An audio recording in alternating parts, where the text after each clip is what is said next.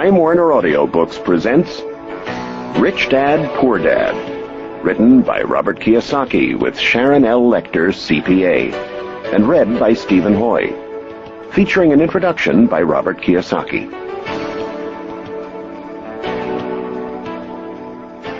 I had two fathers, a rich one and a poor one. One was highly educated and intelligent. He had a PhD and completed 4 years of undergraduate work in less than 2 years. The other father never finished the 8th grade. Both men were successful in their careers, working hard all their lives. Both earned substantial incomes, yet one struggled financially all his life.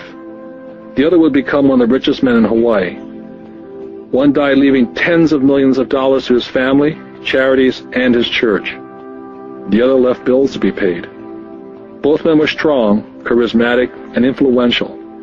Both men offered me advice, but they did not advise the same things. Both men believed strongly in education, but did not recommend the same course of study. If I had had only one dad, I would have had to accept or reject his advice.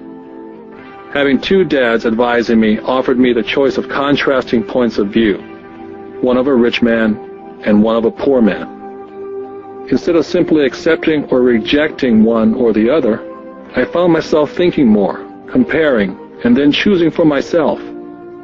The problem was, the rich man was not rich yet, and the poor man not yet poor. Both were just starting out in their careers, and both were struggling with money and families. But they had very different points of view about the subject of money. For example, one dad would say, "The love of money is the root of all evil." The other, "The lack of money is the root of all evil." As a young boy, having two strong fathers, both influencing me, was difficult. I wanted to be a good son and listen, but the two fathers did not say the same things. The contrast in their points of view, particularly where money was concerned, was so extreme that I grew curious and intrigued. I began to start thinking for long periods of time about what each was saying. Much of my private time was spent reflecting, asking myself questions such as, "Why does he say that?" And then asking the same question of the other dad's statement. It would have been much easier to simply say, "Yeah, he's right, I agree with that," or to simply reject the point of view by saying, "The old man doesn't know what he's talking about." Instead, having two dads whom I love forced me to think and ultimately choose a way of thinking for myself.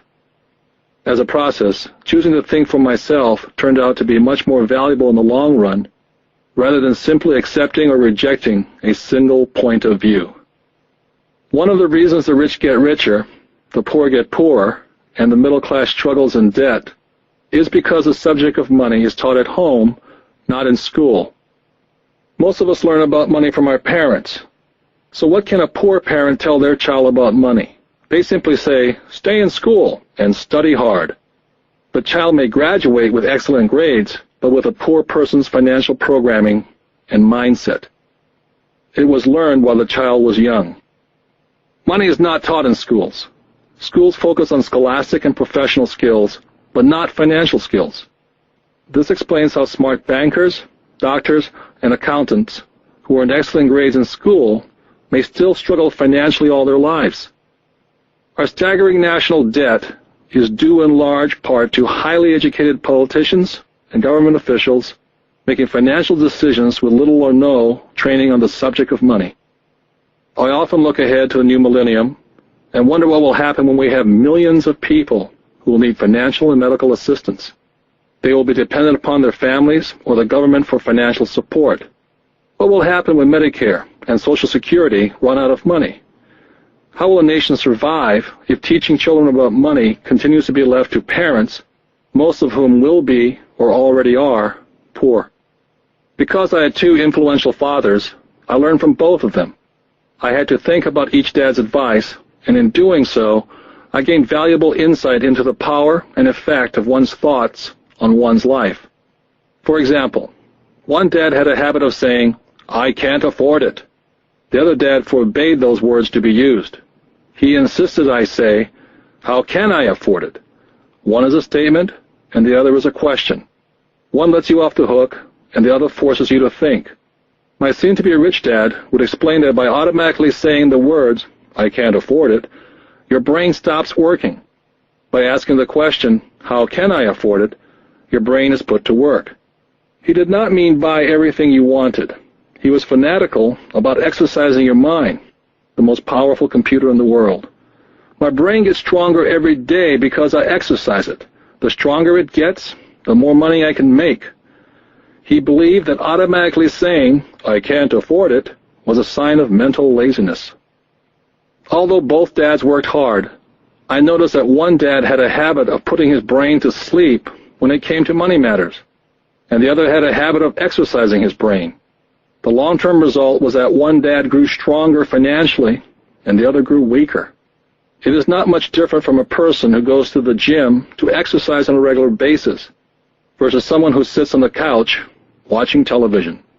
Proper physical exercise increases your chances for health, and proper mental exercise increases your chances for wealth. Laziness decreases both health and wealth. My two dads had opposing attitudes in thought. One dad thought that the rich should pay more in taxes and take care of those less fortunate. The other said, taxes punish those who produce and reward those who don't produce. One dad recommended, study hard so you can find a good company to work for. The other recommended, study hard so you can find a good company to buy. One dad said, the reason I'm not rich is because I have you kids. The other said, the reason I must be rich is because I have you kids. One dad encouraged talking about money and business at the dinner table. The other forbade the subject of money to be discussed over a meal. One said, when it comes to money, play it safe and don't take risks.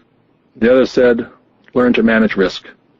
One believed, our home is our largest investment and our greatest asset. The other believed, my house is a liability, and if your house is your largest investment, you're in trouble. Both dads paid their bills on time, yet one paid his bills first, while the other paid his bills last. Being a product of two strong dads allowed me the luxury of observing the effects different thoughts have on one's life. I noticed that people really do shape their life through their thoughts. For example, my poor dad always said, I'll never be rich, and that prophecy became reality. My rich dad, on the other hand, always referred to himself as rich. He would say things like, I'm a rich man, and rich people don't do this. Even when he was flat broke, after a major financial setback, he continued to refer to himself as a rich man. He would cover himself by saying, there's a difference between being poor and being broke. Broke is temporary, and poor is eternal. My poor dad would also say, I'm not interested in money, or money doesn't matter. My rich dad always said, money is power. The power of our thoughts may never be measured or appreciated, but it became obvious to me as a young boy to be aware of my thoughts and how I expressed myself. I noticed that my poor dad was poor not because of the amount of money he earned, which was significant, but because of his thoughts and his actions. As a young boy, having two fathers, I became acutely aware of being careful which thoughts I chose to adopt as my own. Whom should I listen to?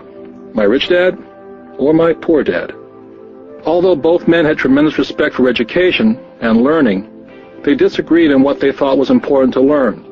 One wanted me to study hard, earn a degree, and get a good job to work for money. He wanted me to study to become a professional, an attorney, or an accountant, or to go to business school for my MBA. The other encouraged me to study to be rich, to understand how money works, and learn how to have it work for me. I don't work for money, were the words he would repeat over and over. Money works for me. At the age of 9, I decided to listen to and learn from my rich dad about money. In doing so, I chose not to listen to my poor dad, even though he was the one with all the college degrees. Once I made up my mind whom to listen to, my education about money began. My rich dad taught me over a period of 30 years, until I was age 39. He stopped once he realized that I knew and fully understood what he had been trying to drum into my often thick skull. Money is one form of power, but what is more powerful is financial education. Money comes and goes. But if you have the education about how money works, you gain power over it and can begin building wealth. The reason positive thinking alone does not work is because most people went to school and never learned how money works, so they spend their lives working for money. Because I was only 9 years old when I started, the lessons my rich dad taught me were simple. And when it was all said and done, there are only 6 main lessons repeated over 30 years. This book is about those 6 lessons, put as simply as possible as my rich dad put forth those lessons to me. The lessons are not meant to be answers, but guideposts. Guideposts that will assist you and your children to grow wealthier, no matter what happens in a world of increasing change and uncertainty. Dad, can you tell me how to get rich? My dad put down the evening paper. Why do you want to get rich, son? Because today Jimmy's mom drove up in their new Cadillac and they were going to their beach house for the weekend. He took 3 of his friends, but Mike and I weren't invited. They told us we weren't invited because we were poor kids. They did? My dad asked incredulously. Yeah, they did, I replied in a hurt tone. My dad silently shook his head, pushed his glasses up the bridge of his nose, and went back to reading his paper. I stood waiting for an answer. The year was 1956. I was 9 years old. By some twist of fate, I attended the same public school where the rich people sent their kids. We were primarily a sugar plantation town. The managers of the plantation and the other affluent people of the town, such as doctors, business owners, and bankers, sent their children to this school, grades 1 to 6. After grade 6, their children were generally sent off to private schools. Because my family lived on one side of the street, I went to this school. Had I lived on the other side of the street, I would have gone to a different school with kids from families more like mine. After grade 6, these kids and I would go on to the public intermediate and high school. There was no private school for them or for me. My dad finally put down the paper. Well, son, he began slowly, if you want to be rich, you have to learn to make money. How do I make money? I asked. Well, use your head, son, he said, smiling. Which really meant, that's all I'm going to tell you, or, I don't know the answer, so don't embarrass me. The next morning I told my best friend Mike what my dad had said. As best I could tell, Mike and I were the only poor kids in this school. Mike was like me in that he was in this school by a twist of fate. Someone had drawn a jog in a line for the school district, and we wound up in school with the rich kids. So what do we do to make money? Mike asked. I don't know, I said. But do you want to be my partner? He agreed. And so on that Saturday morning, Mike became my first business partner. We spent all morning coming up with ideas on how to make money. Finally, that afternoon, a bolt of lightning came through our heads. It was an idea that Mike had gotten from a science book he'd read.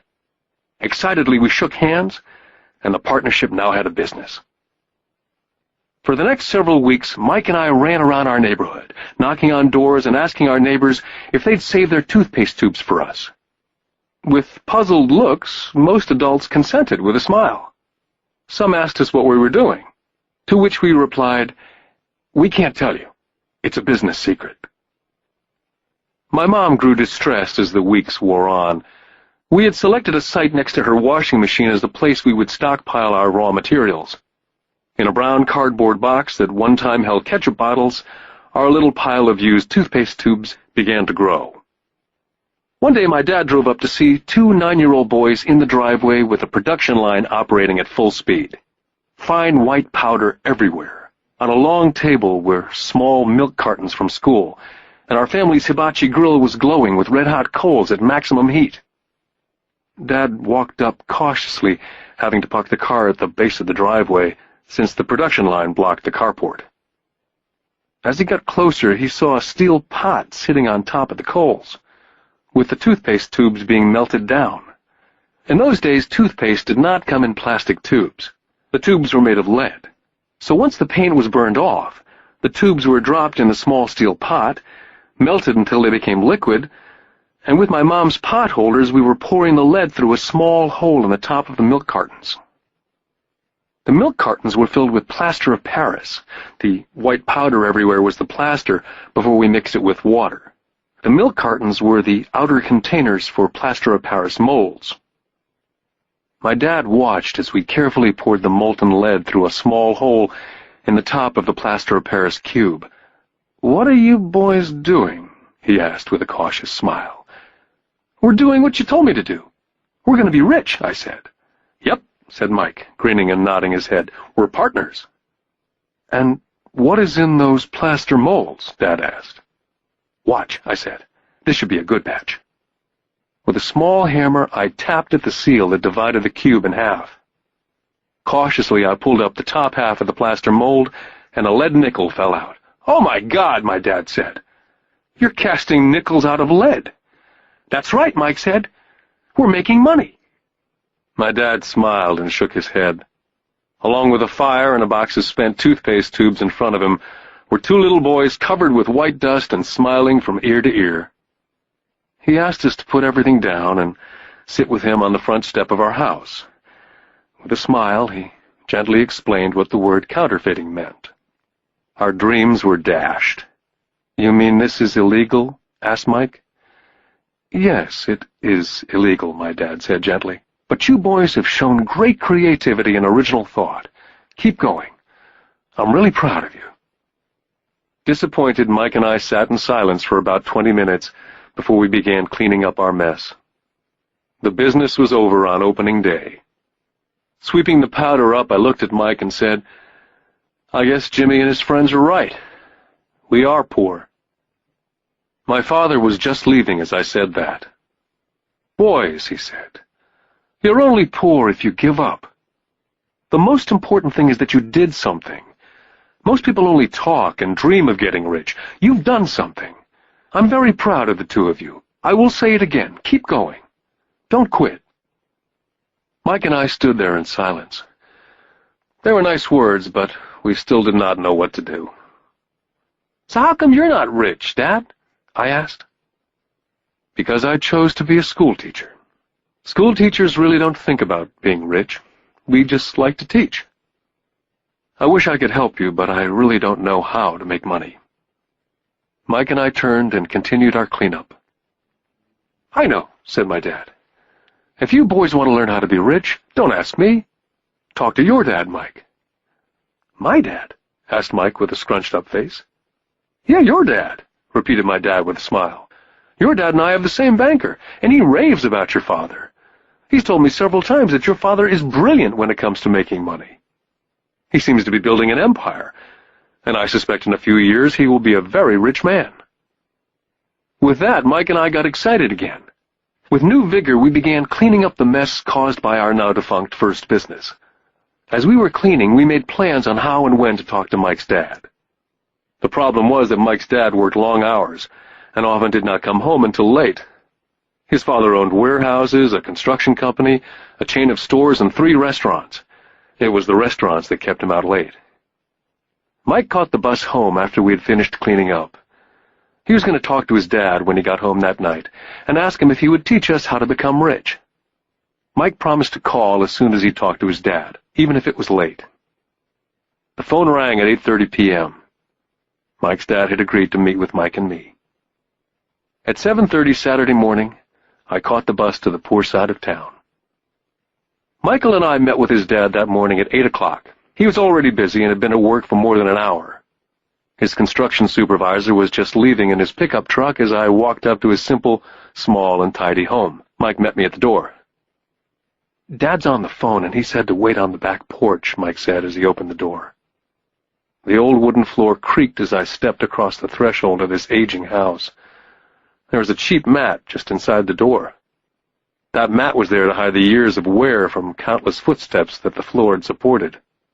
Although clean, it needed to be replaced. I felt claustrophobic as I entered the narrow living room, which was filled with old, musty, overstuffed furniture that today would be collector's items. Sitting on the couch were 2 women, a little older than my mom. Across from the women sat a man in workman's clothes. They smiled as Mike and I walked past them, heading for the kitchen, which led to the porch that overlooked the backyard. I smiled back shyly. "Who are those people?" I asked. Oh, they work for my dad. The older man runs his warehouses, and the women are the managers of the restaurants. And you saw the construction supervisor who's working on a road project about 50 miles from here. His other supervisor, who's building a tract of houses, had already left before you got here. Does this go on all the time, I asked. Not always, but quite often, said Mike, smiling as he pulled up a chair to sit down next to me. I asked him if he'd teach us to make money, Mike said. Oh? And what did he say to that? I asked with cautious curiosity. Well, he had a funny look on his face at first, and then he said he would make us an offer.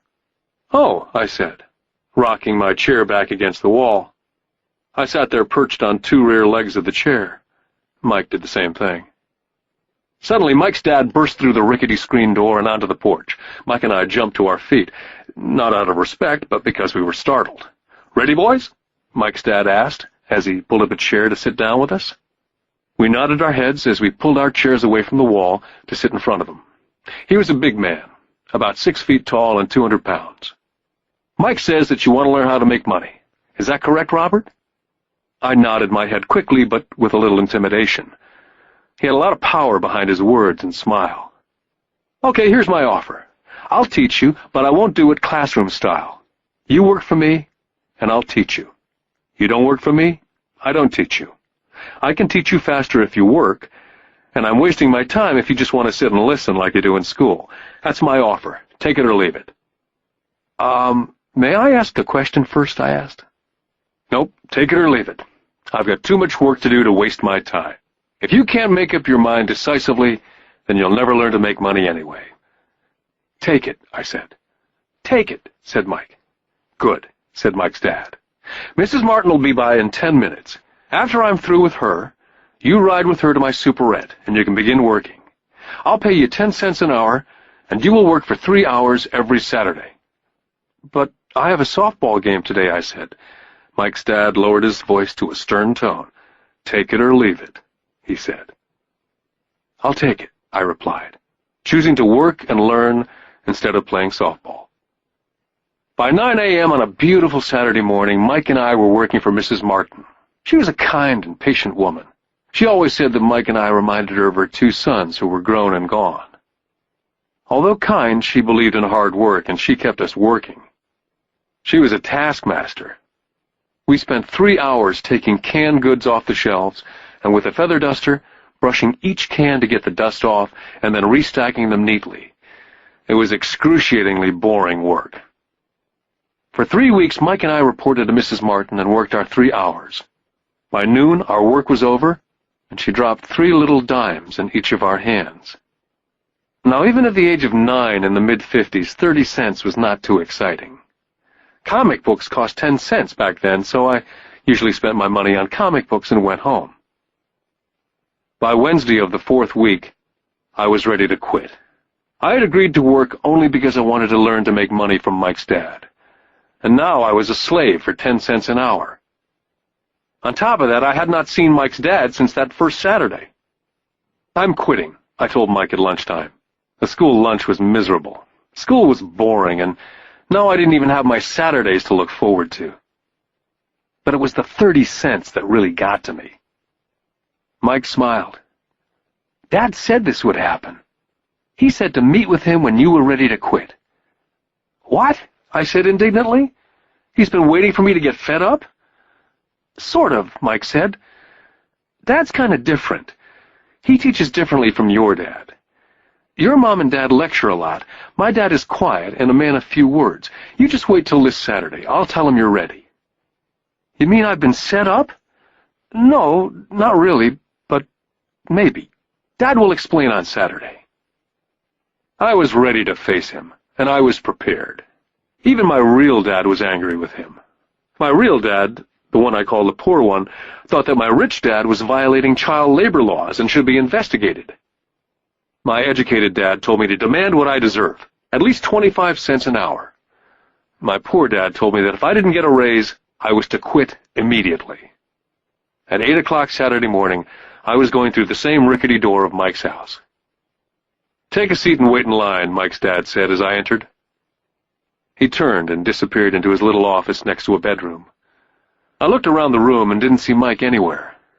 Feeling awkward, I cautiously sat down next to the same two women who were there 4 weeks earlier. They smiled and slid across the couch to make room for me. 45 minutes went by, and I was steaming. The two women had met with him and left 30 minutes earlier. An older gentleman was in there for 20 minutes and was also gone. The house was empty, and I sat out in his musty, dark living room on a beautiful, sunny Hawaiian day, waiting to talk to a cheapskate who exploited children. I could hear him rustling around in the office, talking on the phone and ignoring me. I was now ready to walk out, but for some reason I stayed. Finally, 15 minutes later, at exactly 9 o'clock, Rich Dad walked out of his office, said nothing, and signaled with his hand for me to enter his dingy office. "I understand you want a raise or you're going to quit," Rich Dad said as he swiveled in his office chair. "Well, you're not keeping your end of the bargain," I blurted out, nearly in tears. It was really frightening for a 9-year-old boy to confront a grown-up. "You said that you'd teach me if I worked for you." "Well, I've worked for you. I've worked hard. I've given up my baseball games to work for you, and you don't keep your word. You haven't taught me anything. You're a crook like everyone in town thinks you are. You're greedy. You want all the money and don't take care of your employees. You make me wait and don't show me any respect. I'm only a little boy, and I deserve to be treated better." Rich Dad rocked back in his swivel chair, hands up to his chin, somewhat staring at me. "Not bad," he said. "In less than a month you sound like most of my employees." "What?" I asked. Not understanding what he was saying, I continued with my grievance. "I thought you were going to keep up your end of the bargain and teach me. Instead, you want to torture me. That's cruel. That's really cruel." "I am teaching you," Rich Dad said quietly. "What have you taught me?" "Nothing," I said angrily. "You haven't even talked to me once since I agreed to work for peanuts. 10 cents an hour, huh? I should notify the government about you. We have child labor laws, you know. My dad works for the government, you know." "Wow," said Rich Dad. "Now you sound like most of the people who used to work for me. People I've either fired or they've quit." "So what do you have to say?" I demanded, feeling pretty brave for a little kid. "How do you know that I've not taught you anything?" asked Rich Dad calmly. "Well, you've never talked to me. I've worked for 3 weeks, and you've not taught me anything," I said with a pout. "Does teaching mean talking or a lecture?" Rich Dad asked. "Well, yes," I replied. "That's how they teach you in school," he said, smiling. "But that is not how life teaches you. And I would say that life is the best teacher of all. Most of the time, life does not talk to you, just sort of pushes you around. Each push is life saying, 'Wake up. There's something I want you to learn.'" I had no idea what he was talking about. Life pushes all of us around. Some give up, others fight.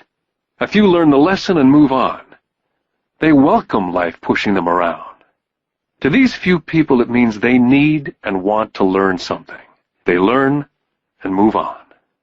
Most quit, and a few, like you, fight. Rich Dad stood and shut the creaky old wooden window that needed repair. "If you learn this lesson, you will grow into a wise, wealthy, and happy young man. If you don't, you will spend your life blaming a job, low pay, or your boss for your problems. You'll live life hoping for that big break that'll solve all your money problems." Rich Dad looked over to me to see if I was still listening. His eyes met mine. We stared at each other, streams of communication going between us through our eyes. Finally, I pulled away once I had absorbed his last message. I knew he was right. I was blaming him, and I did ask to learn. I was fighting. Rich Dad continued, "Or if you're the kind of person who has no guts, you just give up every time life pushes you. If you're that kind of person, you'll live all your life playing it safe, doing the right things, saving yourself for some event that never happens. Then you die a boring old man. You'll have lots of friends who'll really like you because you were such a nice, hard-working guy. You spent a life playing it safe, doing the right things. But the truth is, you let life push you into submission. Deep down, you were terrified of taking risks. You really wanted to win, but the fear of losing was greater than the excitement of winning. Deep inside, you, and only you, will know that you didn't go for it. You chose to play it safe."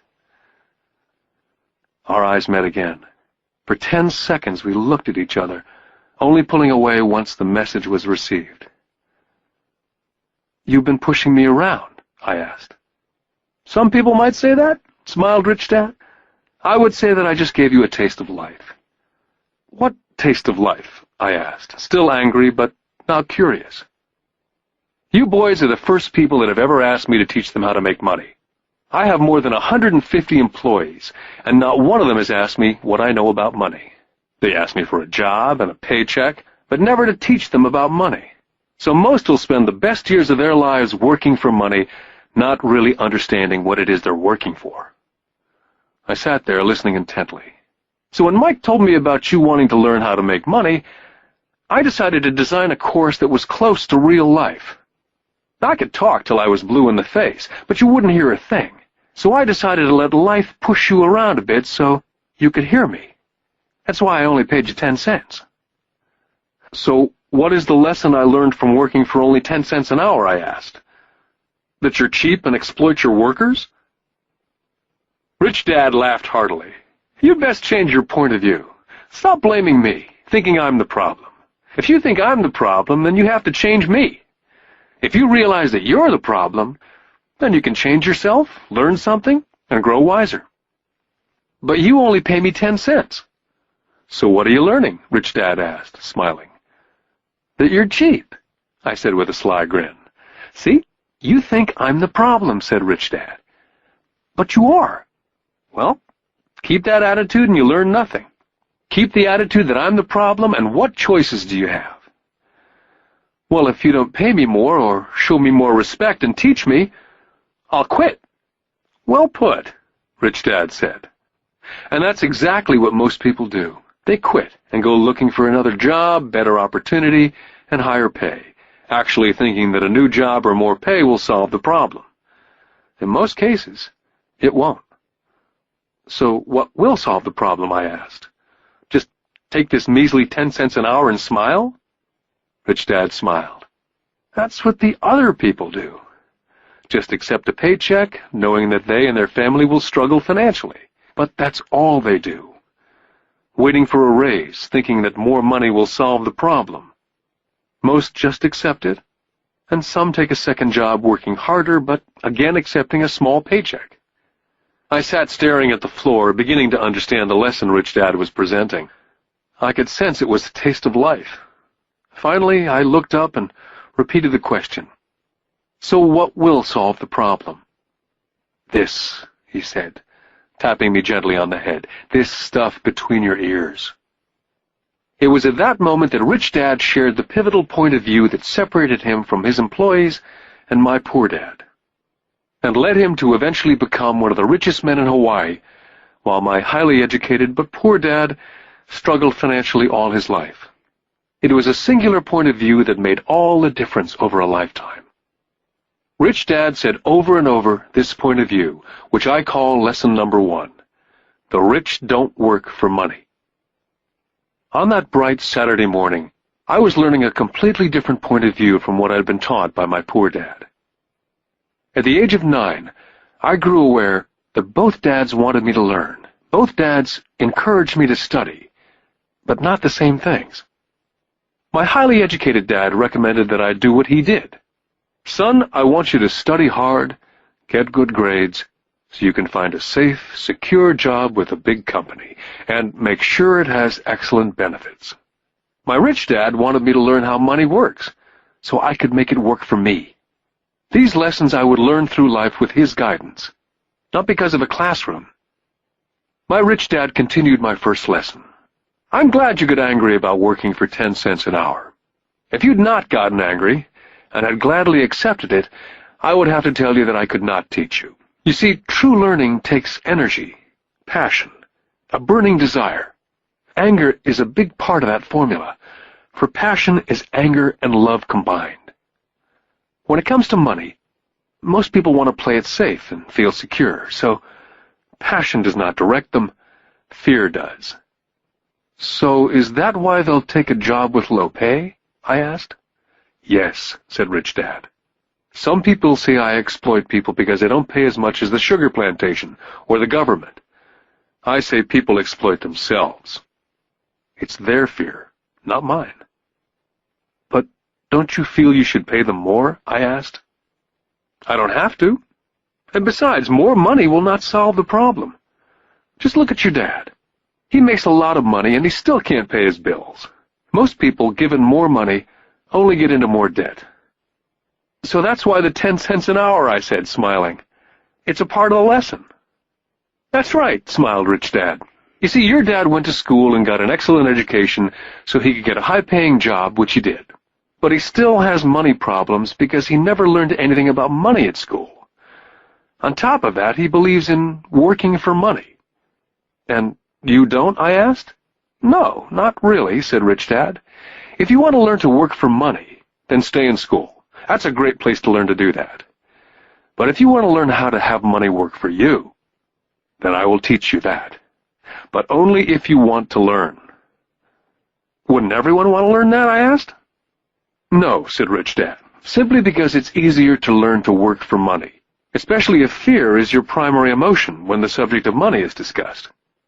I don't understand, I said with a frown.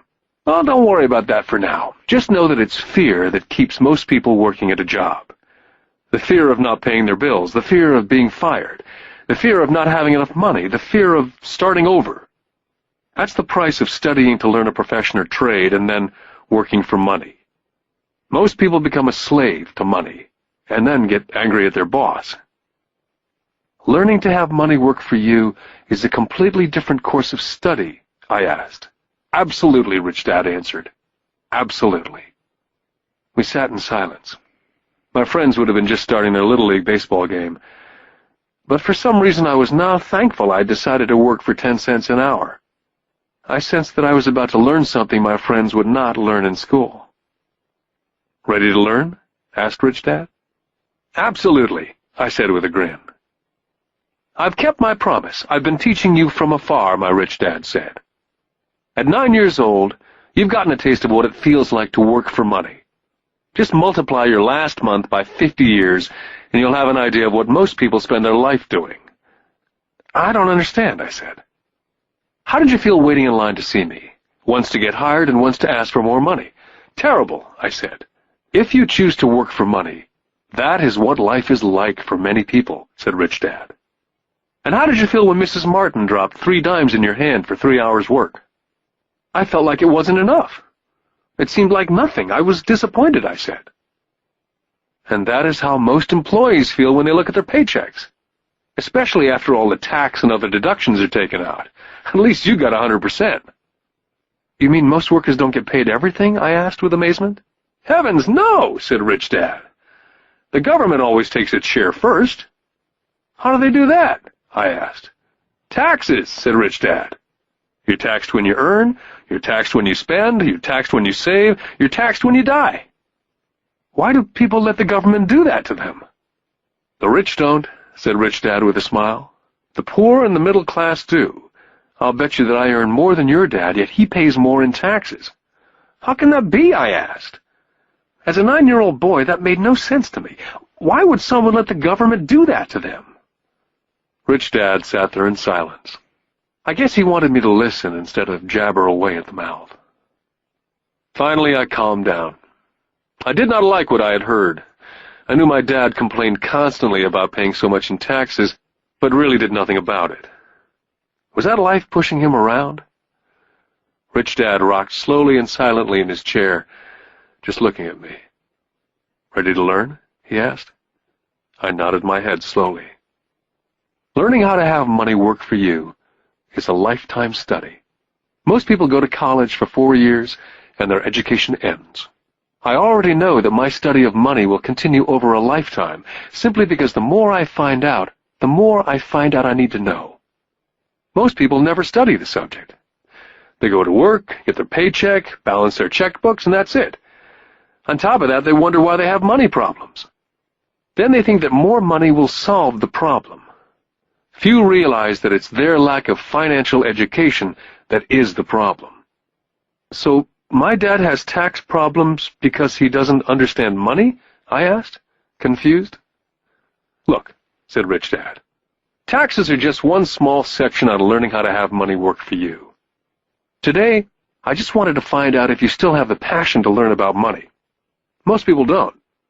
They want to go to school, learn a profession, have fun at their work, and earn lots of money. One day they wake up with big money problems, and then they can't stop working. That's the price of only knowing how to work for money, instead of studying how to have money work for you. So, do you still have the passion to learn? Asked Rich Dad. I nodded my head. Good, said Rich Dad. Now get back to work. This time I will pay you nothing. What? I asked in amazement. You heard me. Nothing. You'll work the same 3 hours every Saturday, but this time you will not be paid 10 cents an hour. You said you wanted to learn to not work for money, so I'm not going to pay you anything. I couldn't believe what I was hearing. I've already had this conversation with Mike. He's already working, dusting, and stacking canned goods for free. You better hurry up and get back there. I stood there, still not believing what a raw deal I'd been handed.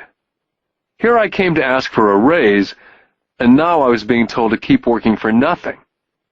Rich Dad tapped me on the head and said, "Use this. Now get out of here." I didn't tell my poor dad I wasn't being paid. He would not have understood, and I did not want to try to explain something that I did not yet understand myself. For 3 more weeks, Mike and I worked for 3 hours every Saturday for nothing. The work didn't bother me, and the routine got easier. It was the missed baseball games and not being able to afford to buy a few comic books that got to me. Rich Dad stopped by at noon on the 3rd week. We heard his truck pull up in the parking lot and sputter when the engine was turned off. He entered the store and greeted Mrs. Martin with a hug. After finding out how things were going in the store, he reached into the ice cream freezer, pulled out 2 bars, paid for them, and signaled to Mike and me, "Let's go for a walk, boys." We crossed the street, dodging a few cars, and walked across a large grassy field where a few adults were playing softball. Sitting down at a remote picnic table, he handed Mike and me the ice cream bars. "How's it going, boys?" "Okay," Mike said. I nodded in agreement. "Learn anything yet?" Rich Dad asked. Mike and I looked at each other, shrugged our shoulders, and shook our heads in unison. "Well, you boys had better start thinking. You're staring at one of life's biggest lessons. If you learn the lesson, you'll enjoy a life of great freedom and security. If you don't learn the lesson, you'll wind up like Mrs. Martin and most of the people playing softball in this park. They work very hard for a little money, clinging to the illusion of job security, looking forward to a 3-week vacation each year and a skimpy pension after 45 years of work. Now, if that excites you, I'll give you a raise to 25 cents an hour."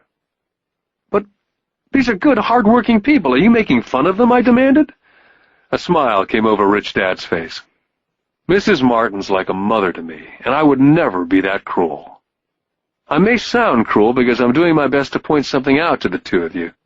I want to expand your point of view so you can see something most people never have the benefit of seeing because their vision is too narrow. Most people never see the trap they're in." Mike and I sat there uncertain of his message. He sounded cruel, yet we could sense he was desperately wanting us to know something. With a smile, Rich Dad said, "Doesn't that 25 cents an hour sound good? Doesn't that make your heart beat a little faster?" I shook my head no, but it really did. 25 cents an hour would be big bucks to me.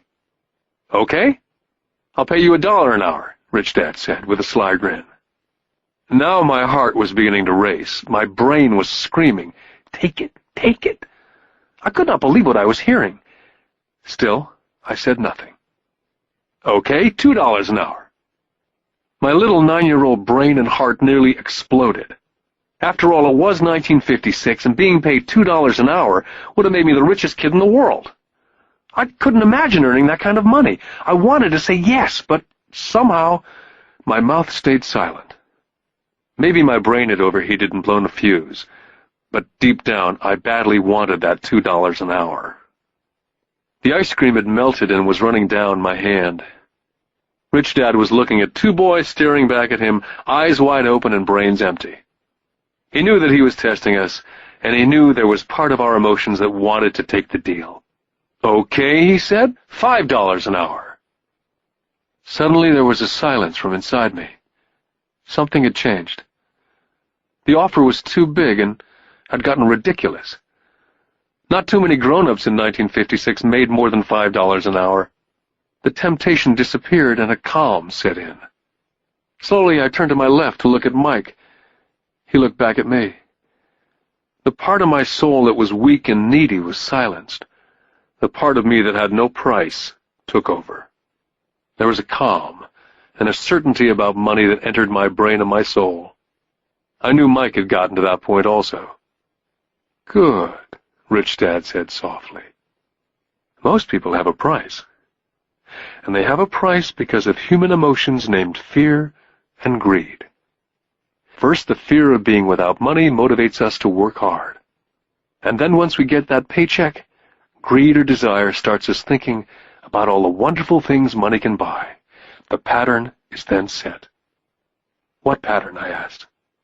"The pattern of get up, go to work, pay bills, get up, go to work, pay bills. Their lives are then run forever by two emotions, fear and greed.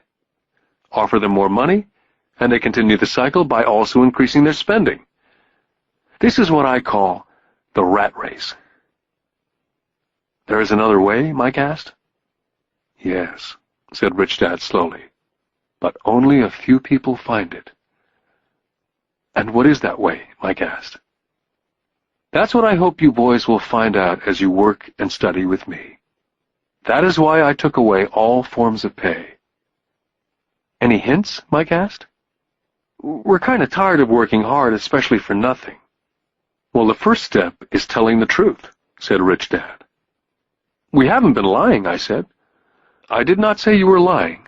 I said to tell the truth," Rich Dad came back. "The truth about what?" I asked. "How you're feeling," Rich Dad said. "You don't have to say it to anyone else, just yourself." "You mean the people in this park, the people who work for you, Mrs. Martin, they don't do that?" I asked. "I doubt it," Rich Dad said. "Instead, they feel the fear of not having money. Instead of confronting the fear, they react instead of think. They react emotionally instead of using their heads," Rich Dad said, tapping us on our heads. "Then they get a few bucks in their hands, and again the emotion of joy and desire and greed take over. And again they react instead of think." "So their emotions do their thinking," Mike said. "That's correct," said Rich Dad. "Money is running their lives, and they refuse to tell the truth about that. Money is in control of their emotions, and hence their souls." Rich Dad sat quietly, letting his words sink in. Realizing we had absorbed as much as possible of what he was talking about, Rich Dad said, "I want you boys to avoid that trap. That is really what I want to teach you. Not just to be rich, because being rich does not solve the problem."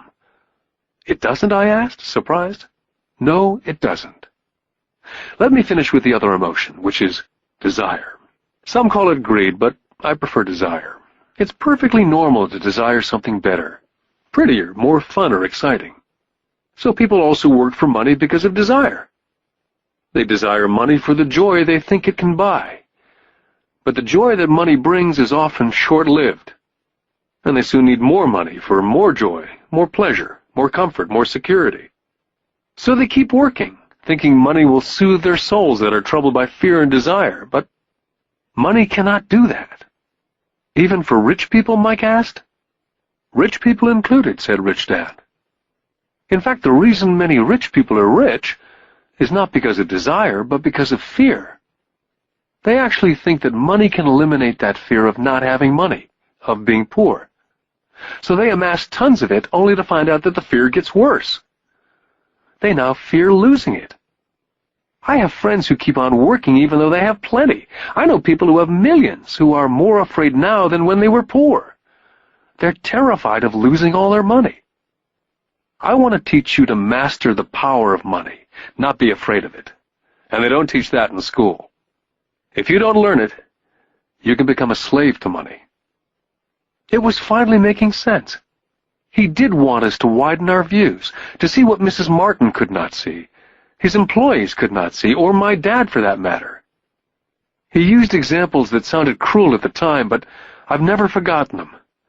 My vision widened that day, and I could begin to see the trap that lay ahead for most people. You see, we're all employees, ultimately. We just work at different levels, said Rich Dad. I just want you boys to have a chance to avoid the trap. The trap caused by those two emotions, fear and desire. Use them in your favor, not against you. That's what I want to teach you. I'm not interested in just teaching you to make a pile of money. That won't handle the fear or desire. If you don't first handle fear and desire and you get rich, you'll only be a high-paid slave. So how do we avoid the trap? I asked. The main cause of poverty or financial struggle is fear and ignorance, not the economy or the government or the rich. It's self-inflicted fear and ignorance that keeps people trapped. So you boys go to school and get your college degrees. I'll teach you how to stay out of the trap. The pieces of the puzzle were appearing. My highly educated dad had a great education and a great career, but school never told him how to handle money or his fears. It became clear that I could learn different and important things from two fathers. So you've been talking about the fear of not having money. How does the desire of money affect our thinking? Mike asked. How did you feel when I tempted you with a pay raise? Did you notice your desires rising? We nodded our heads. By not giving into your emotions, you were able to delay your reactions and think. That's most important. We will always have emotions of fear and greed. From here on in, it's most important for you to use those emotions to your advantage and for the long term, and not simply let your emotions run you by controlling your thinking. Most people use fear and greed against themselves. That's the start of ignorance. Most people live their lives chasing paychecks, pay raises, and job security because of the emotions of desire and fear, not really questioning where those emotion-driven thoughts are leading them. It's just like the picture of a donkey dragging a cart with its owner dangling a carrot just in front of the donkey's nose. The donkey's owner may be going where he wants to go, but the donkey is chasing an illusion. Tomorrow there will only be another carrot for the donkey. You mean the moment I began to picture a new baseball glove, candy, or toys that's like a carrot to a donkey, Mike asked? Yeah. And as you get older, your toys get more expensive. New car, boat, and a big house to impress your friends, said Rich Dad with a smile. Fear pushes you out the door, and desire calls to you, enticing you toward the rocks. That's the trap. So, what's the answer? Mike asked. What intensifies fear and desire is ignorance. That's why rich people with lots of money often have more fear the richer they get. Money is the carrot, the illusion. Rich Dad went on to explain that a human's life is a struggle between ignorance and illumination. He explained that once a person stops searching for information and knowledge of oneself, ignorance sets in. That struggle is a moment-to-moment decision to learn to open or close one's mind. Look, school is very, very important. You go to school to learn a skill or a profession so as to be a contributing member of society. Every culture needs teachers, doctors, mechanics, artists, cooks, business people, police officers, firefighters, soldiers. Schools train them so our culture can thrive and flourish, said Rich Dad. Unfortunately for many people, school is the end, not the beginning. What does ignorance have to do with greed and fear, I asked. Because it's ignorance about money that causes so much greed and so much fear, said Rich Dad. Let me give you some examples. A doctor wanting more money to better provide for his family raises his fees. By raising his fees, it makes healthcare more expensive for everyone. Now it hurts the poor people the most, so poor people have worse health than those with money. Because the doctors raise their rates, the attorneys raise their rates. Because the attorneys' rates have gone up, school teachers want a raise, which raises our taxes, and on and on and on. Soon there will be such a horrifying gap between the rich and the poor that chaos will break out, and another great civilization will collapse. Great civilizations collapsed when the gap between the haves and the have-nots was too great. America's on the same course, proving once again that history repeats itself, because we do not learn from history. We only memorize historical dates and names, not the lesson. Aren't prices supposed to go up, I asked. Not in an educated society with a well-run government. Prices should actually come down. Of course, that's often only true in theory. Prices go up because of greed and fear caused by ignorance. If schools taught people about money, there would be more money and lower prices. But schools only focus on teaching people to work for money, not how to harness money's power. But don't we have business schools, Mike asked? Aren't you encouraging me to go to business school for my master's degree? Yes, said Rich Dad. But all too often business schools train employees who are sophisticated bean counters. Heaven forbid a bean counter takes over a business. All they do is look at the numbers, fire people, and kill the business. I know, because I hire bean counters. All they think about is cutting costs and raising prices, which causes more problems. Bean counting is important. I wish more people knew it, but it, too, is not the whole picture, added Rich Dad angrily. So is there an answer? Asked Mike. Yes, said Rich Dad. Learn to use your emotions to think, not think with your emotions.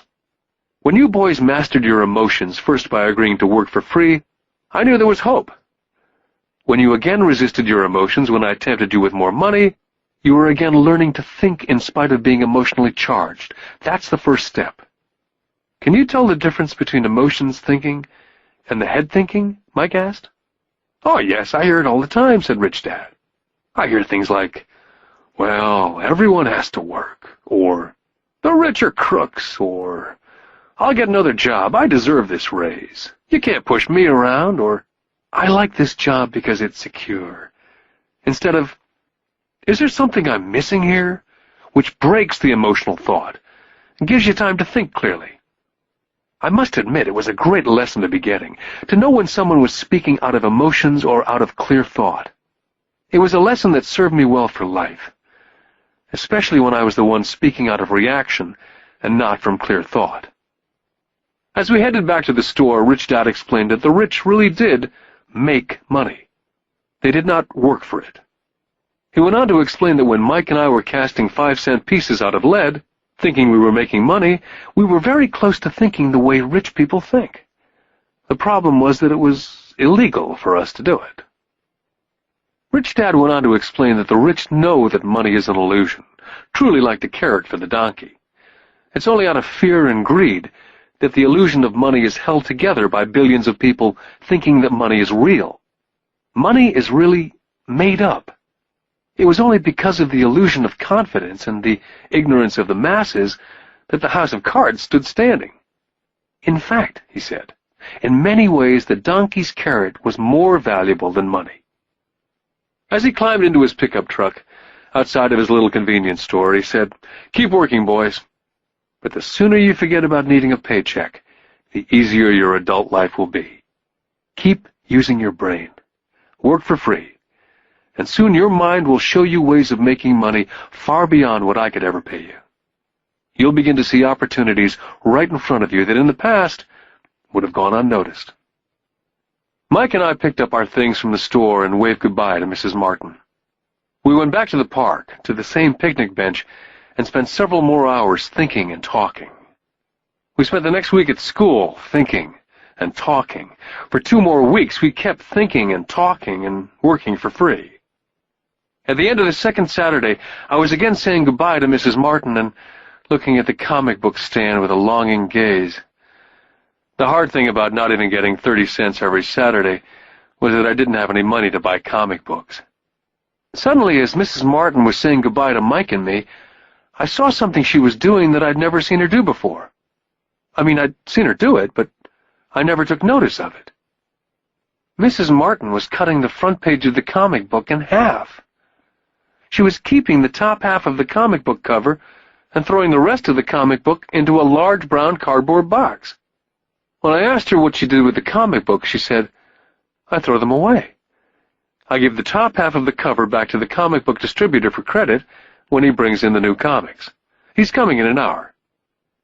Mike and I waited for an hour. Soon the distributor arrived, and I asked him if we could have the comic books, to which he replied, "You can have them if you work for this store and do not resell them." Our partnership was revived. Mike's mom had a spare room in the basement that no one used. We cleaned it out and began piling hundreds of comic books in that room. Soon our comic book library was open to the public. We hired Mike's younger sister, who loved to study, to be head librarian. She charged each child 10 cents admission to the library, which was open from 2:30 to 4:30 p.m. every day after school. The customers, the children of the neighborhood, could read as many comics as they could in 2 hours. It was a bargain for them, since a comic cost 10 cents each, and they could read 5 or 6 in 2 hours. Mike's sister would check the kids as they left to make sure they weren't borrowing any comic books. She also kept the books, logging in how many kids showed up each day, who they were, and any comments they might have. Mike and I averaged $9.50 per week over a 3-month period. We paid his sister $1 a week and allowed her to read the comics for free, which she rarely did since she was always studying. Mike and I kept our agreement by working in the store every Saturday and collecting all the comic books from the different stores. We kept our agreement to the distributor by not selling any comic books. We burned them once they got too tattered. We tried opening a branch office, but we could never quite find someone as dedicated as Mike's sister we could trust. At an early age, we found out how hard it was to find good staff. 3 months after the library first opened, a fight broke out in the room.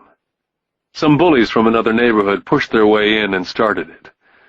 Mike's dad suggested we shut down the business. So our comic book business was shut down, and we stopped working on Saturdays at the convenience store.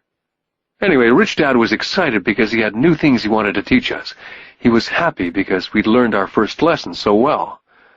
We'd learned to have money work for us. By not getting paid for our work at the store, we were forced to use our imaginations to identify an opportunity to make money.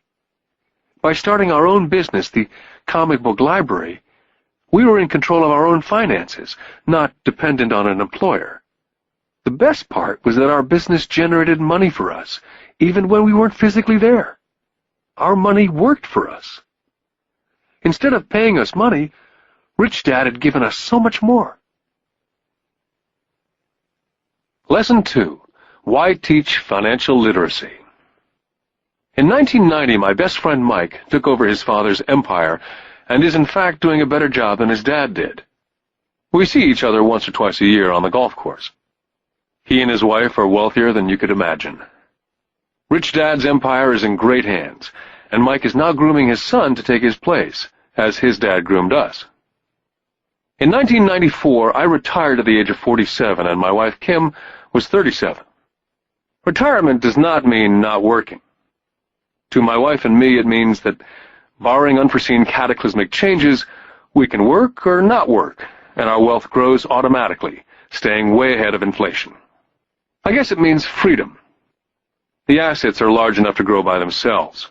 It's like planting a tree. You water it for years, and then one day it doesn't need you anymore. Its roots have gone down deep enough. Then the tree provides shade for your enjoyment. Mike chose to run the empire, and I chose to retire. Whenever I speak to groups of people, they often ask what I would recommend, or what could they do? How do they get started? Is there a good book I'd recommend? What is the secret to success? I simply say to them what my rich dad said back to me when I was a little kid. If you want to be rich, you need to be financially literate. That idea was drummed into my head every time we were together. As I said, my educated dad stressed the importance of reading books, while my rich dad stressed the need to master financial literacy. If you're going to build the Empire State Building, the first thing you need to do is dig a deep hole and pour a strong foundation. If you're going to build a home in the suburbs, all you need to do is pour a 6-inch slab of concrete. Most people, in their drive to get rich, are trying to build an Empire State Building on a 6-inch slab.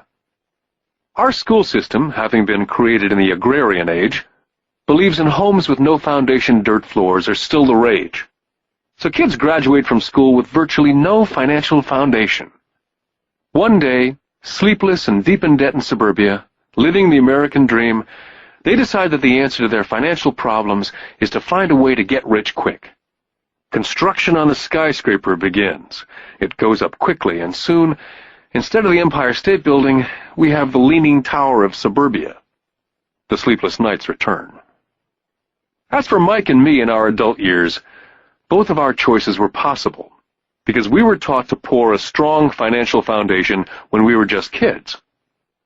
Now, accounting is possibly the most boring subject in the world. It also could be the most confusing. But if you want to be rich, long-term, it could be the most important subject. The question is, how do you take a boring and confusing subject and teach it to kids? The answer is, make it simple. My rich dad poured a strong financial foundation for Mike and me. Since we were just kids, he created a simple way to teach us. For years, he only drew pictures and used words. Mike and I understood the simple drawings, the jargon, the movement of money. And then in later years, Rich Dad began adding numbers. Most importantly, you must know the difference between an asset and a liability, and buy assets. If you want to be rich, this is all you need to know. It is rule number 1. It is the only rule. This may sound absurdly simple, but most people have no idea how profound this rule is. Most people struggle financially because they do not know the difference between an asset and a liability. Rich people acquire assets. The poor and middle class acquire liabilities, but they think they are assets. When Rich Dad explained this to Mike and me, we thought he was kidding. Here we were nearly teenagers and waiting for the secret to get rich, and this was his answer. It was so simple that we had to stop for a long time to think about it. If it's that simple, how come everyone's not rich? I asked. Rich Dad smiled, because people do not know the difference between an asset and a liability. I remember asking, how could adults be so silly? If it's that simple, if it's that important, why would everyone not want to find out? It took our rich dad only a few minutes to explain what assets and liabilities were. To teach preteen boys, Rich Dad kept everything simple, using as many pictures as possible, as few words as possible, and no numbers for years. My rich dad simply drew a vertical box with a line through the middle. The top half was for income, and the bottom half was for expenses. Then beneath that box, he drew another box horizontally, which he divided into a left half for assets and a right half for liabilities. The income statement, often called a profit and loss statement, measures income and expenses, money in or money out. The second set of boxes is the balance sheet. It's called that because it's supposed to balance assets against liabilities. That relationship is vital to understand. The primary cause of financial struggle is simply not knowing the difference between an asset and a liability. The cause of the confusion is found in the definition of the two words. If you want a lesson in confusion, simply look up the words asset and liability in the dictionary. So my rich dad simply told two young boys the following. An asset is something that puts money in my pocket. A liability is something that takes money out of my pocket. This is really all you need to know. If you want to be rich, simply spend your life buying assets. If you want to be poor or middle class, spend your life buying liabilities. It's not knowing the difference that causes most of the financial struggle in the real world. My rich dad then drew 3 arrows on his diagram. He explained, the arrow represents the flow of cash, or cash flow. In 80% of most families, the financial story is a story of working hard in an effort to get ahead. It's not because they don't make money, but because they spend their lives buying liabilities instead of assets. The first arrow showed the cash flow pattern of a poor person, or a young person still at home. The arrow goes into the income box from a job or salary. It then continues into the expense box. Expenses include taxes, rent, and everyday living expenses. It flows out the expense box and is gone. The second arrow Rich Dad drew represented the cash flow pattern of a middle-class person. The arrow flows from a job into the income box. It then flows into the liabilities box. Most middle-class people acquire many liabilities, such as a mortgage, a car loan, and credit card debt. From the liabilities box, it flows to the expense box, where the monthly payments are made for the liabilities as well as taxes and living expenses. From there, it flows out the expense box and is gone. The third arrow is the pattern of a wealthy person. This arrow simply flows from the asset box into the income box. The cash flow is not generated by a job or salary, but by assets. Remember, assets are things that put money in your pocket. Additionally, the rich have few expenses and liabilities, or if they do, those liabilities are more than covered by their assets. Examples such as these are oversimplified. Everyone has living expenses, the need for food, shelter, and clothing. The diagrams Rich Dad drew show the flow of cash through a poor, middle class, or wealthy person's life. It's the cash flow that tells the story. It's the story of how a person handles their money, what they do after they get the money in their hand. I cringe whenever I hear people ask me how to get rich quicker. Or how do they start? I often hear, I'm in debt, so I need to make more money. But more money will often not solve the problem. In fact, it may actually accelerate the problem. Money often makes obvious our tragic human flaws. Money often puts a spotlight on what we do not know. That's why, all too often, a person who comes into a sudden windfall of cash, let's say an inheritance, a pay raise, or lottery winnings, soon returns to the same financial mess, if not worse than the mess they were in before they received the money. Money only accentuates the cash flow pattern running in your head. If your pattern is to spend everything you get, most likely an increase in cash will just result in an increase in spending. Thus the saying, a fool and his money is one big party.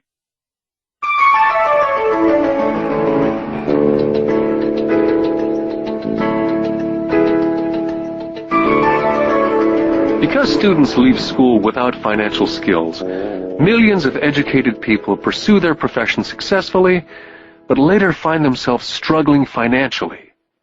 They work harder but don't get ahead.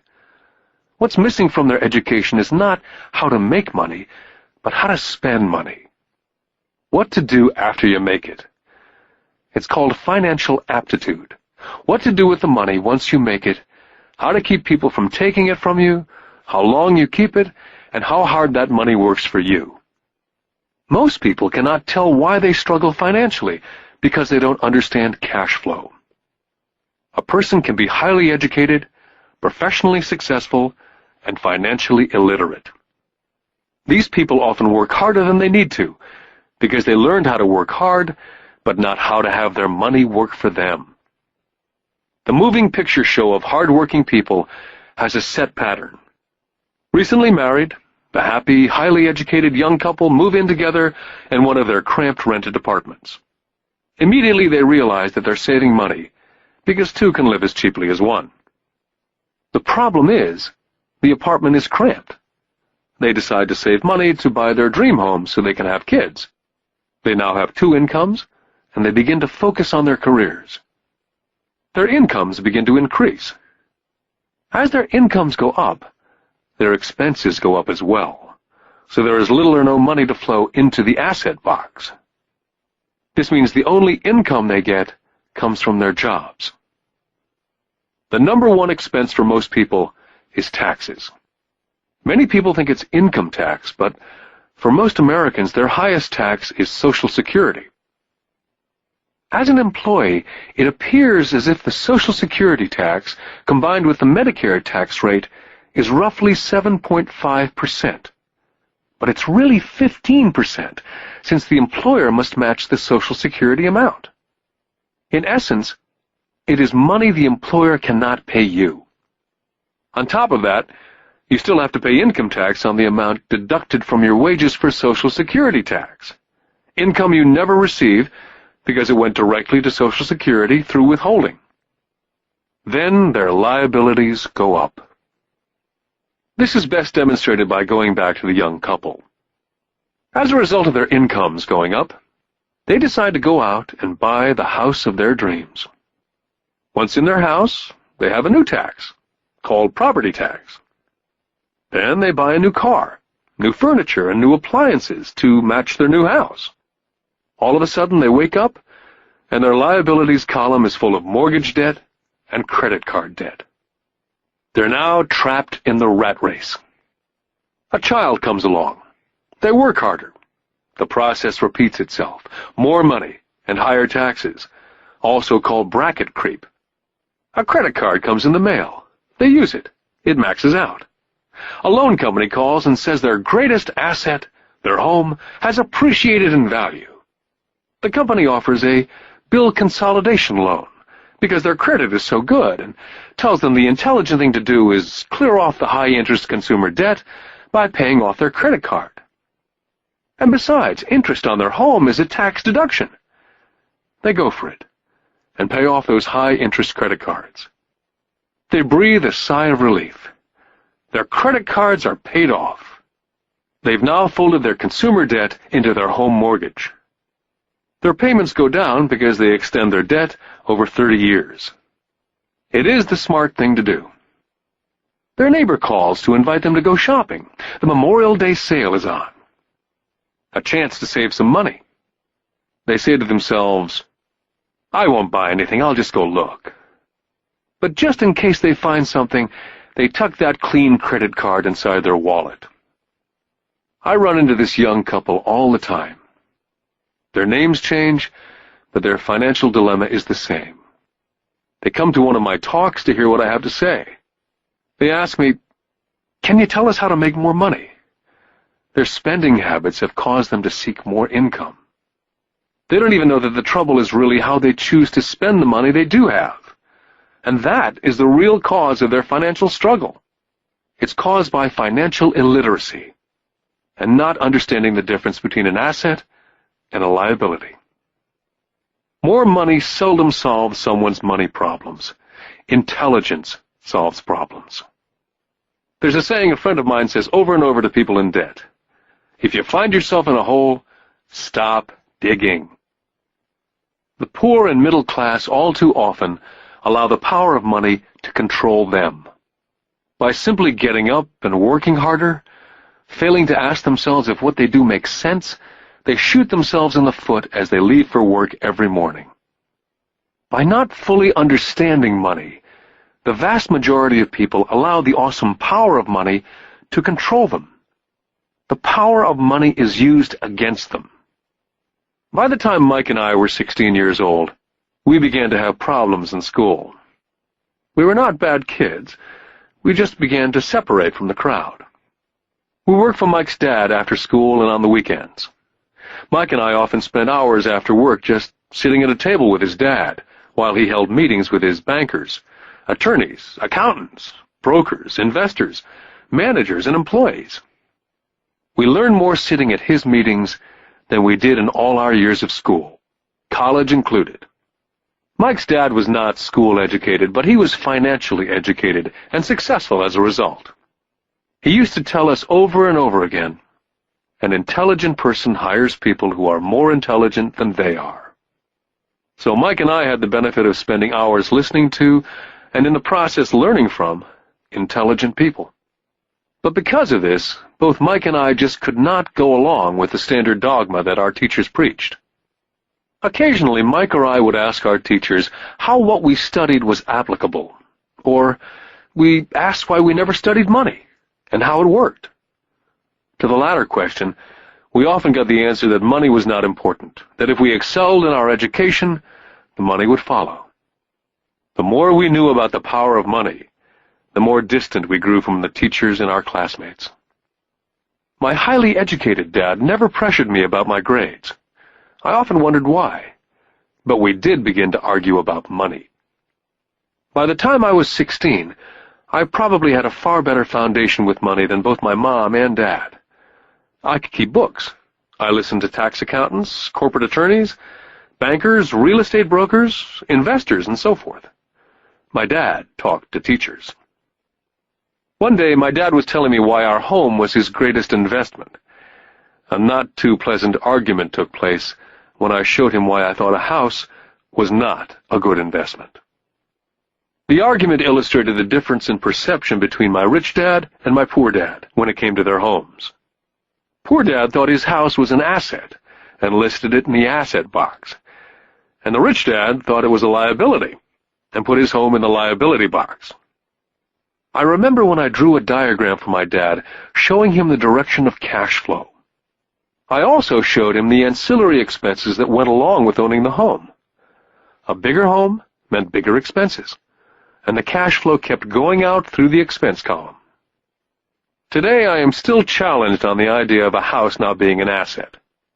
And I know that for many people, it's their dream as well as their largest investment. And owning your own home is better than nothing. I simply offer an alternate way of looking at this popular dogma. My wife and I would love a bigger, more flashy house to impress the Joneses, but we know it is not an asset. It's a liability since it takes money out of our pocket. So here's the argument I put forth. I really do not expect most people to agree with it because a nice home is an emotional thing. And when it comes to money, high emotions tend to lower financial intelligence. When it comes to houses, I point out that most people work all their lives paying for a home they never own. In other words, most people buy a new house every so many years, each time incurring a new 30-year loan to pay off the previous one. Even though people receive a tax deduction for interest on mortgage payments, they pay for all their other expenses with after-tax dollars, even after they pay off their mortgage. Then there are property taxes. My wife's parents were shocked when the property taxes on their home went to $1,000 a month. This was after they'd retired, so the increase put a strain on their retirement budget, and they felt forced to move. Also, houses do not always go up in value. I still had friends who owe $1 million for a home that will today sell for only $700,000. Finally, the greatest losses of all are those from missed opportunities. If all your money is tied up in your house, you may be forced to work harder because your money continues blowing out of the expense column instead of adding to the asset column. The classic middle-class cash flow pattern. If a young couple would put more money into their asset column early on, their later years would get easier, especially as they prepared to send their children to college.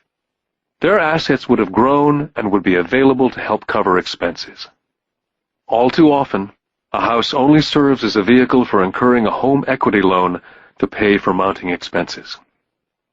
In summary, the end result in making a decision to own a house that is too expensive in lieu of starting an investment portfolio early on impacts an individual in at least the following 3 ways.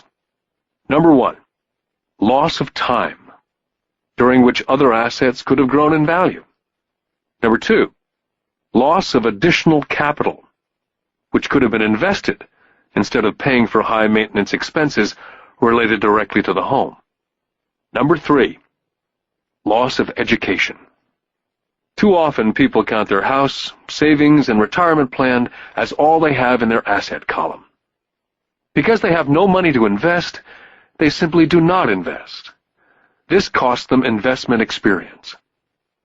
Most never become what the investment world calls a sophisticated investor. And the best investments are usually first sold to sophisticated investors, who then turn around and sell them to the people playing it safe. My educated dad's personal financial statement best demonstrates the life of someone in the rat race. His expenses seem to always keep up with his income, never allowing him to invest in assets. As a result, his liabilities, such as his mortgage and credit card debts, are larger than his assets. My rich dad's personal financial statement, on the other hand, reflects the results of a life dedicated to investing and minimizing liabilities. His assets greatly exceed his liabilities. A review of my rich dad's financial statement is why the rich get richer.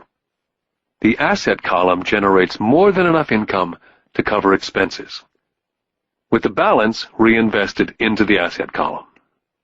The asset column continues to grow, and therefore, the income it produces grows with it. The result being, the rich get richer. The middle class finds itself in a constant state of financial struggle. Their primary income is through wages, and as their wages increase, so do their taxes. Their expenses tend to increase in equal increments as their wages increase, hence the phrase, the rat race. They treat their home as their primary asset instead of investing in income-producing assets. Remember, the most important rule is to know the difference between an asset and a liability. Once you understand the difference, concentrate your efforts on only buying income-generating assets. That's the best way to get started on a path to becoming rich.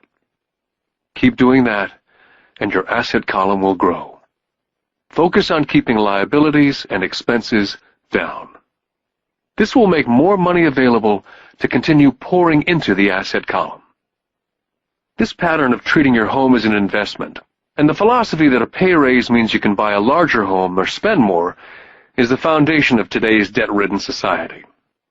This process of increased spending throws families into greater debt and into more financial uncertainty, even though they may be advancing in their jobs and receiving pay raises on a regular basis.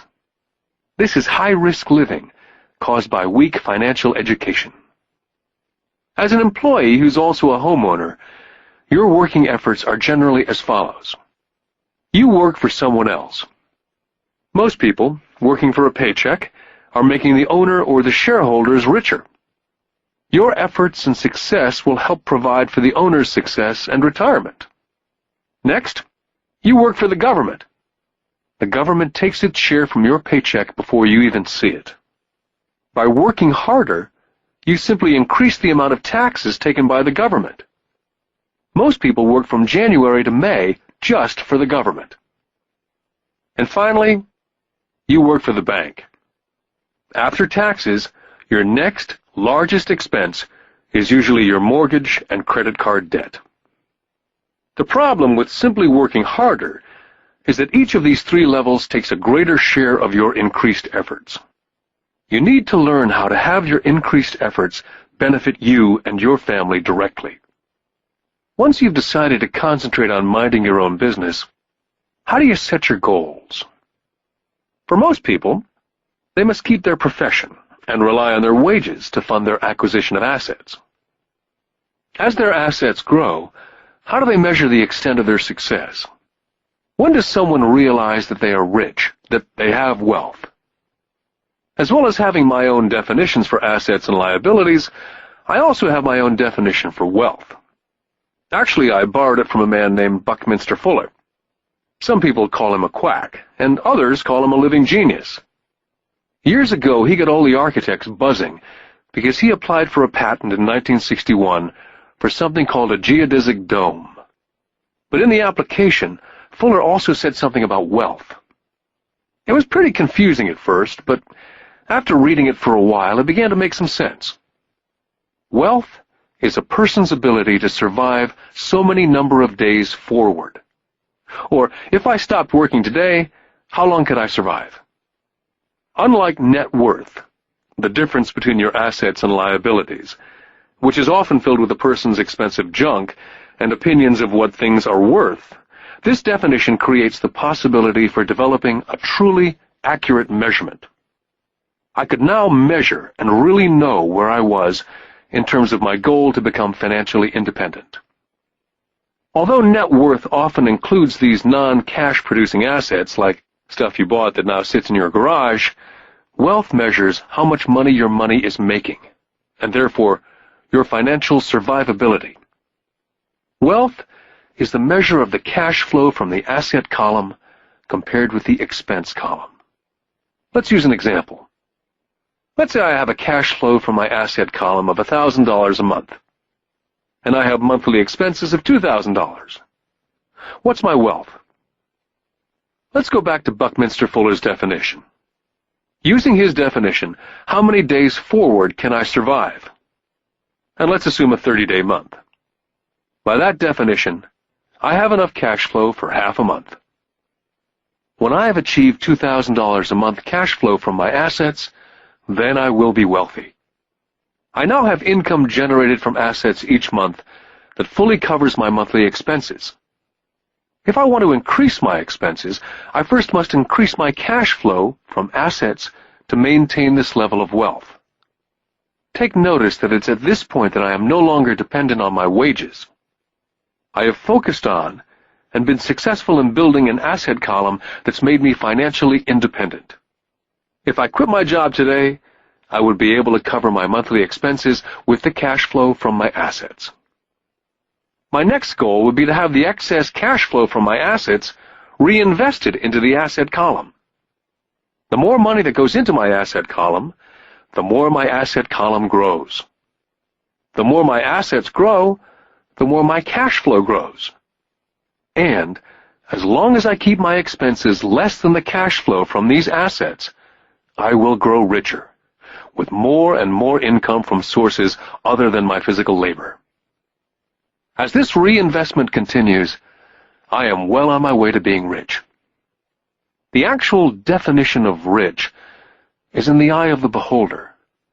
You can never be too rich. Just remember this simple observation. The rich buy assets, the poor only have expenses. The middle class buys liabilities they think are assets. So how do I start minding my own business? What's the answer? Listen to the founder of McDonald's. Lesson 3. Mind your own business.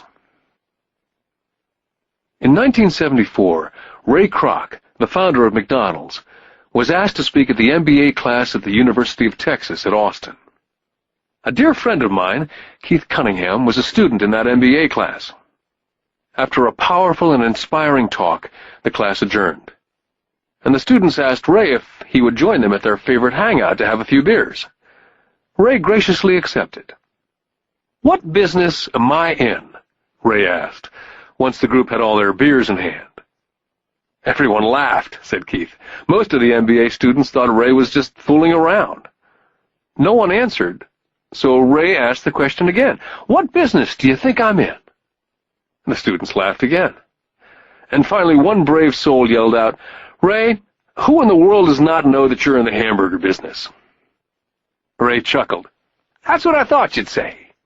He paused, and then quickly said, "Ladies and gentlemen, I'm not in the hamburger business. My business is real estate." McDonald's today is the largest single owner of real estate in the world, owning even more than the Catholic Church. Today, McDonald's owns some of the most valuable intersections and street corners in America, as well as in other parts of the world.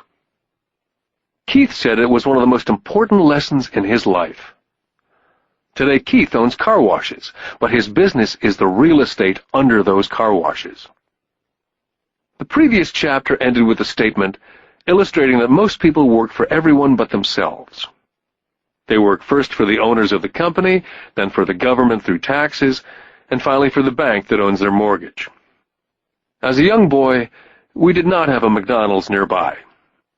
Yet my rich dad was responsible for teaching Mike and me the same lesson that Ray Kroc talked about at the University of Texas. It is secret number 3 of the rich. The secret is, mind your own business. Financial struggle is often directly the result of people working all their life for someone else. Many people will have nothing at the end of their working days. Our current educational system focuses on preparing today's youth to get good jobs by developing scholastic skills. Their lives will revolve around their wages, or, as described earlier, their income column. And, after developing scholastic skills, they go on to higher levels of schooling to enhance their professional abilities. They study to become engineers, scientists, cooks, police officers, artists, writers, and so on. These professional skills allow them to enter the workforce and work for money. There's a big difference between your profession and your business. Often I ask people, "What's your business?" And they will say, "Oh, I'm a banker." Then I ask them if they own the bank. And they usually respond, "No, I work there." In that instance, they've confused their profession with their business. Their profession may be a banker, but they still need their own business. Ray Kroc was clear on the difference between his profession and his business. His profession was always the same. He was a salesman. At one time he sold mixers for milkshakes, and soon thereafter he was selling hamburger franchises. But while his profession was selling hamburger franchises, his business was the accumulation of income-producing real estate. To become financially secure, a person needs to mind their own business. Your business revolves around your asset column, as opposed to your income column. As stated earlier, the number one rule is to know the difference between an asset and a liability, and to buy assets. The rich focus on their asset columns, while everyone else focuses on their income statements. That's why we hear so often, "I need a raise. If only I had a promotion. I'm going back to school to get more training so I can get a better job. I'm going to work overtime. Maybe I can get a second job. I'm quitting in 2 weeks. I found a job that pays more." In some circles, these are sensible ideas. Yet if you listen to Ray Kroc, you're still not minding your own business. These ideas all still focus on the income column, and will only help a person become more financially secure if the additional money is used to purchase income-generating assets. The primary reason the majority of the poor and middle class are fiscally conservative, which means I can't afford to take risks, is that they have no financial foundation. They have to cling to their jobs. They have to play it safe. When downsizing became the in thing to do, millions of workers found out that their largest so-called asset, their home, was eating them alive. Their asset, called a house, still cost them money every month. Their car, another asset, was eating them alive. The golf clubs in the garage that cost $1,000 were not worth $1,000 anymore. Without job security, they had nothing to fall back on. What they thought were assets could not help them survive in a time of financial crisis. So, many people have put themselves in deep financial trouble when they run short of income. To raise cash, they sell their assets. First, their personal assets can generally be sold for only a fraction of the value that's listed in their personal balance sheet. Or, if there's a gain on the sale of the assets, they're taxed on the gain. So again, the government takes its share of the gain, thus reducing the amount available to help them out of debt. That's why I say someone's net worth is often worth less than they think. Start minding your own business. Keep your daytime job, but start buying real assets, not liabilities or personal effects that have no real value once you get them home. A new car loses nearly 25% of the price you pay for it the moment you drive it off the lot. It's not a true asset, even if your banker lets you list it as one. My $400 new titanium driver was worth $150 the moment I teed off. For adults, keep your expenses low, reduce your liabilities, and diligently build a base of solid assets. For young people who've not yet left home, it's important for parents to teach them the difference between an asset and a liability. Get them to start building a solid asset column before they leave home, get married, buy a house, have kids, and get stuck in a risky financial position, clinging to a job and buying everything on credit. I see so many young couples who get married and trap themselves into a lifestyle that will not let them get out of debt for most of their working years. For most people, just as the last child leaves home, the parents realize they have not adequately prepared for retirement, and they begin to scramble to put some money away. Then their own parents become ill, and they find themselves with new responsibilities. So, what kind of assets am I suggesting that you or your children acquire? In my world, real assets fall into several different categories. First, businesses that do not require my presence. I own them, but they're managed or run by other people. If I have to work there, it's not a business. It becomes my job. Then come categories such as stocks, bonds, mutual funds, income-generating real estate, notes or IOUs, royalties from intellectual property such as music, scripts, patents, and finally anything else that has value, produces income, or appreciates and has a ready market. As a young boy, my educated dad encouraged me to find a safe job. My rich dad, on the other hand, encouraged me to begin acquiring assets that I loved. If you don't love it, you won't take care of it. I collect real estate simply because I love buildings and land. I love shopping for them. I could look at them all day long. When problems arise, the problems are not so bad that it changes my love for real estate. For people who hate real estate, they shouldn't buy it. I love stocks of small companies, especially startups. The reason is that I am an entrepreneur, not a corporate person.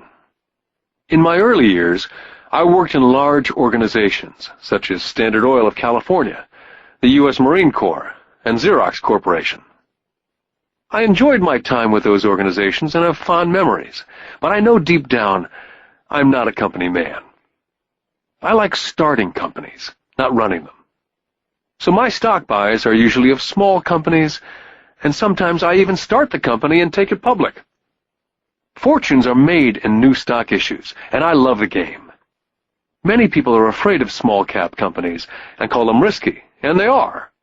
But risk is always diminished if you love what the investment is, understand it, and know the game. For years, even while I was with the Marine Corps and Xerox, I did what my rich dad recommended. I kept my daytime job, but I still minded my own business. I was active in my asset column.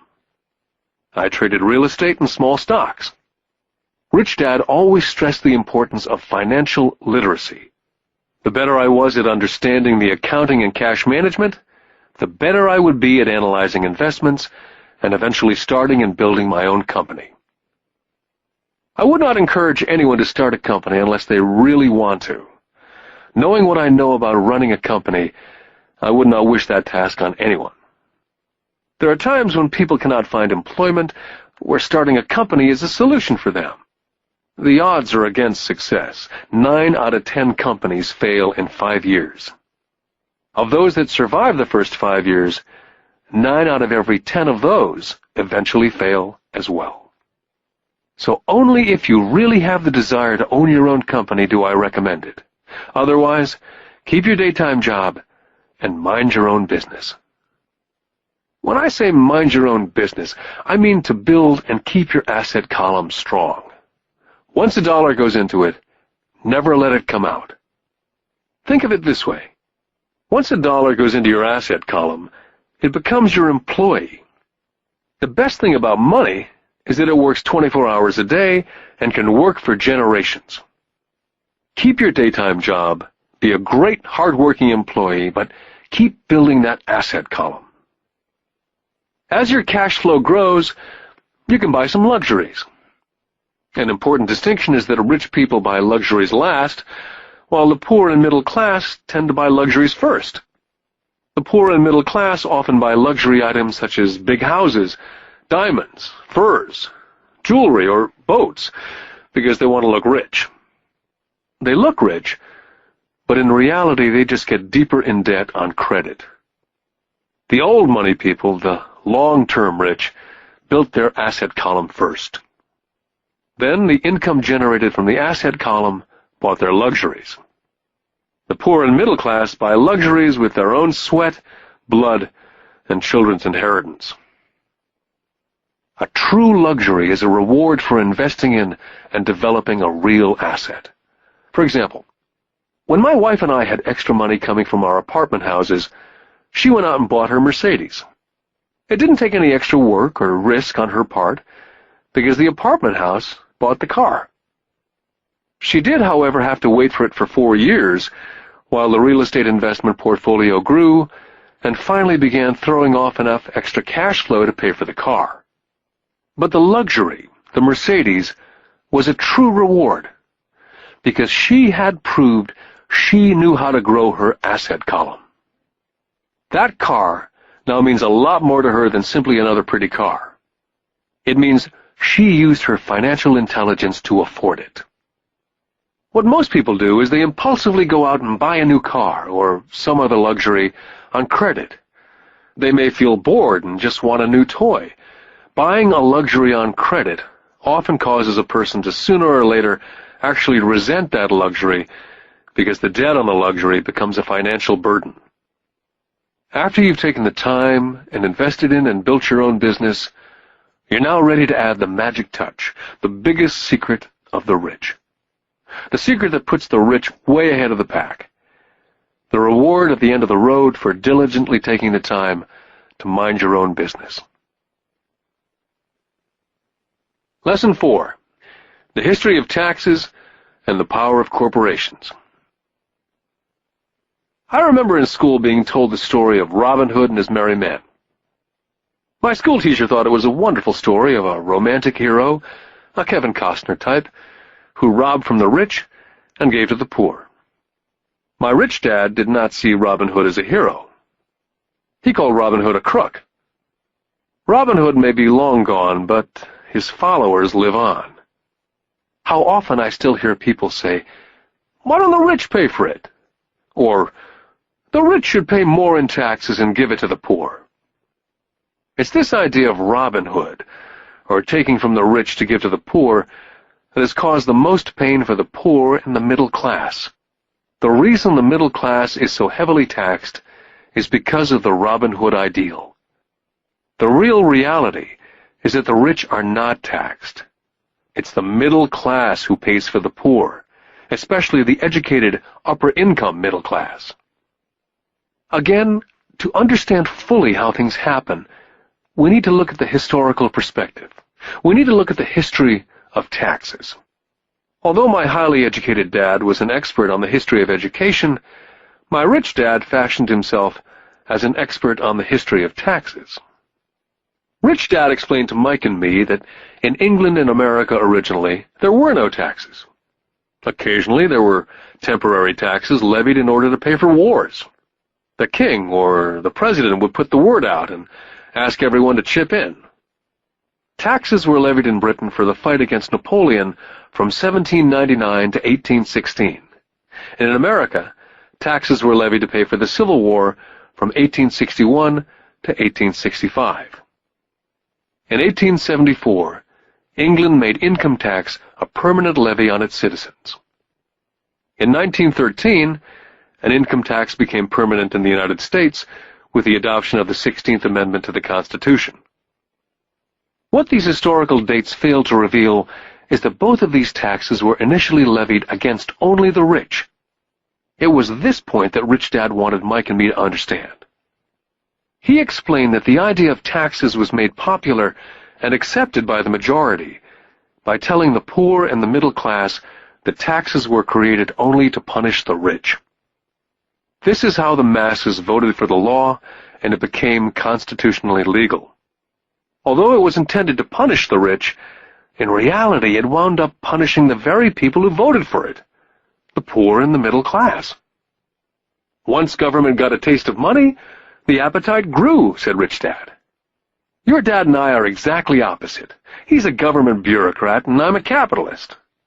We get paid, and our success is measured on opposite behaviors. He gets paid to spend money and hire people. The more he spends and the more people he hires, the larger his organization becomes.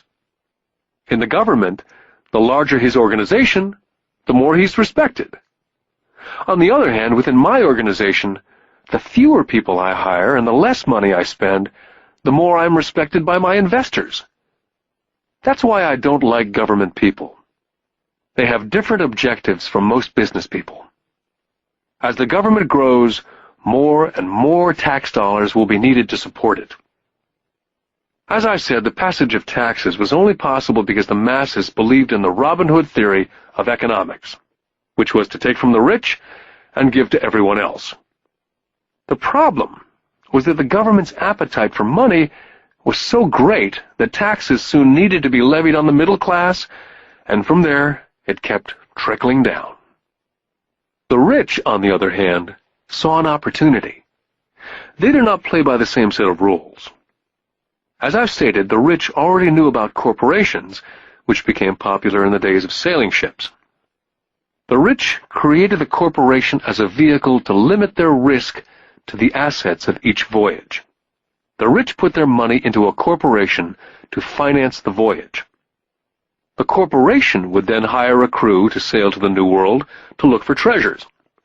If the ship was lost, the crew lost their lives, but the loss to the rich would be limited only to the money they invested for that particular voyage.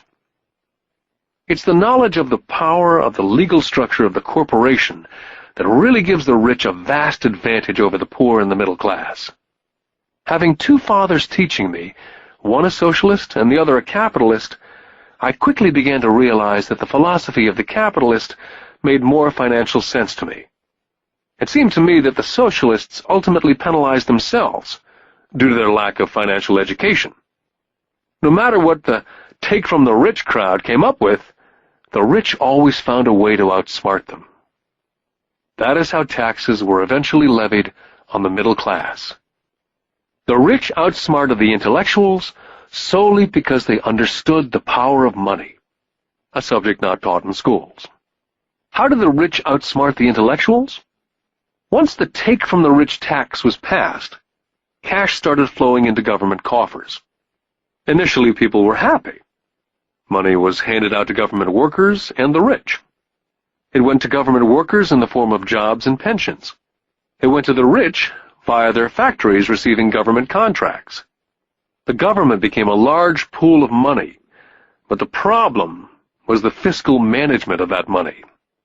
There really is no recirculation. In other words, the government policy, if you were a government bureaucrat, was to avoid having excess money. If you failed to spend your allotted funding, you risked losing it in the next budget. You'd certainly not be recognized for being efficient. Business people, on the other hand, are rewarded for having excess money and are recognized for their efficiency. As this cycle of growing government spending continued, the demand for money increased, and the tax the rich idea was now being adjusted to include lower income levels, down to the very people who voted it in, the poor and the middle class. True capitalists use their financial knowledge to simply find a way to escape. They headed back to the protection of a corporation. A corporation protects the rich. But what many people who've never formed a corporation do not know is that a corporation is not really a thing. A corporation is merely a file folder with some legal documents in it, sitting in some attorney's office registered with a state government agency. It's not a big building with the name of the corporation on it.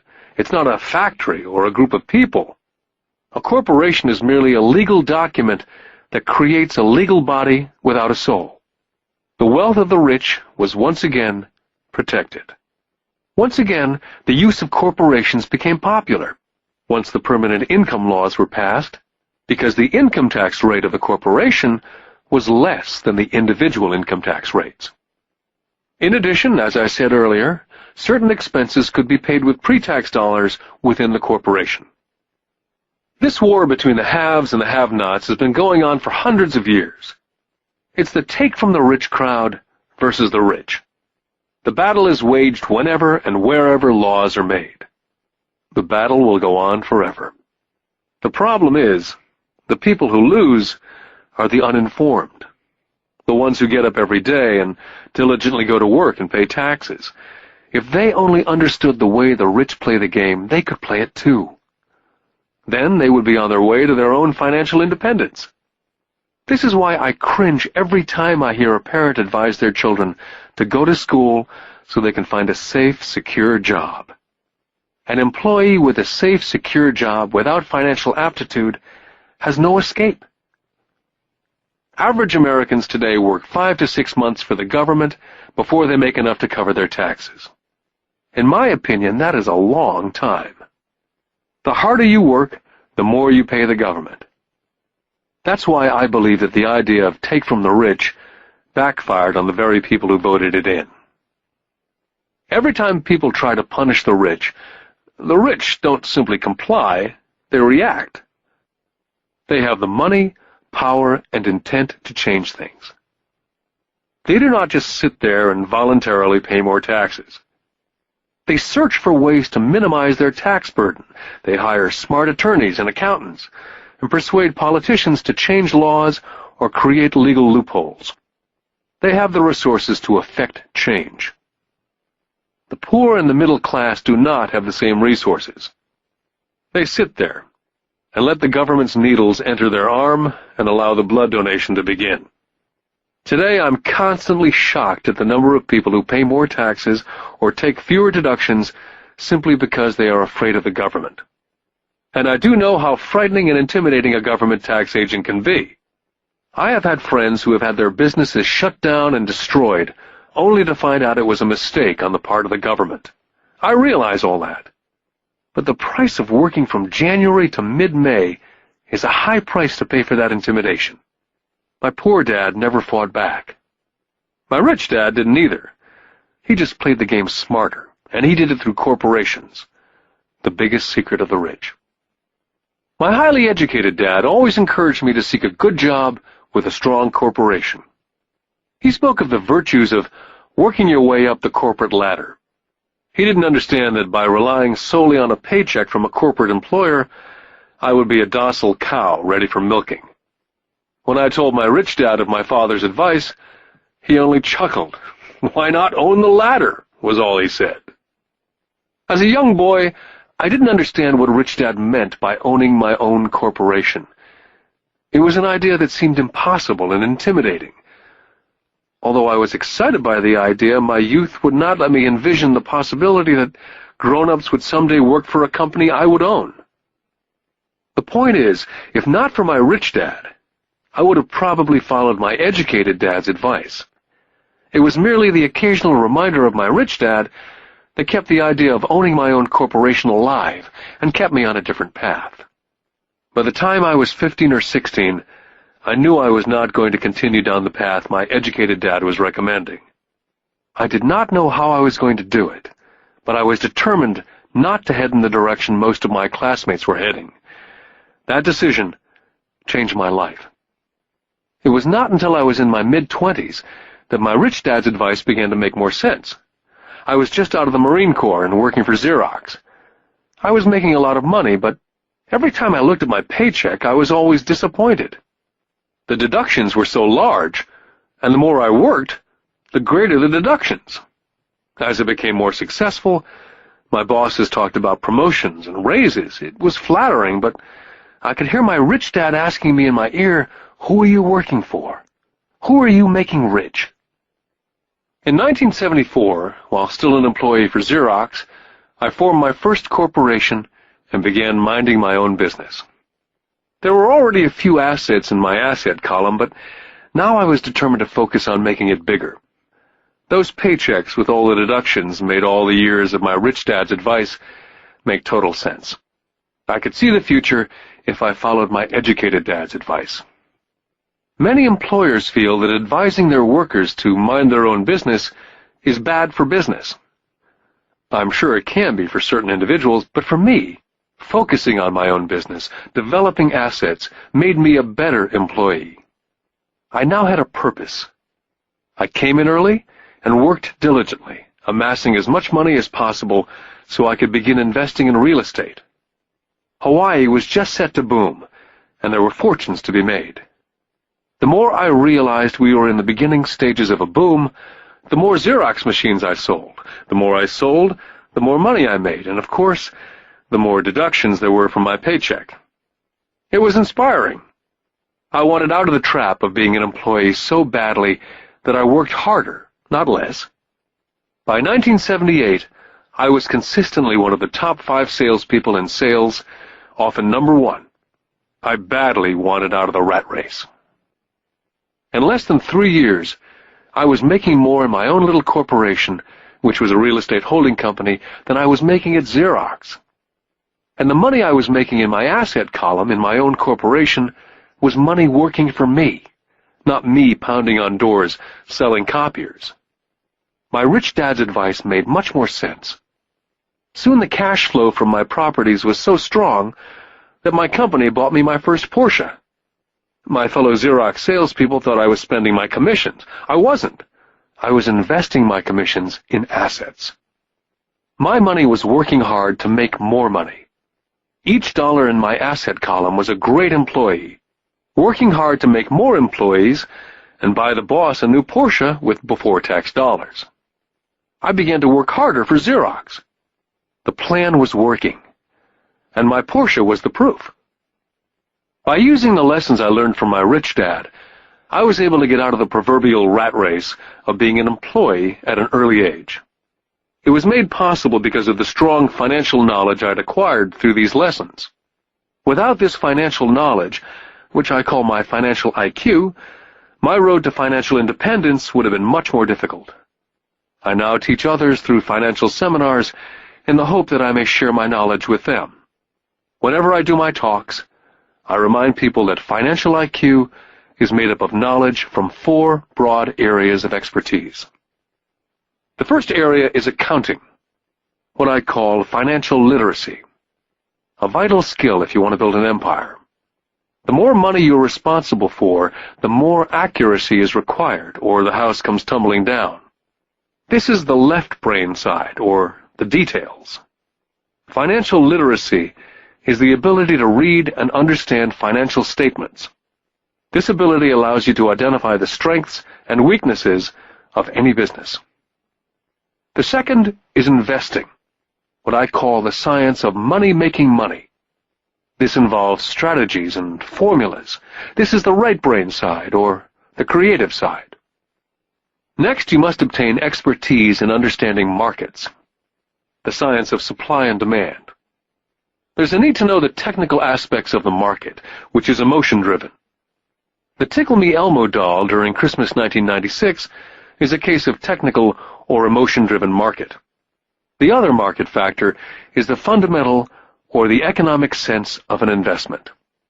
Does an investment make sense, or does it not make sense based on the current market conditions?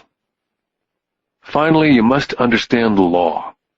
For instance, utilizing a corporation wrapped around the technical skills of accounting, investing, and markets can aid explosive growth.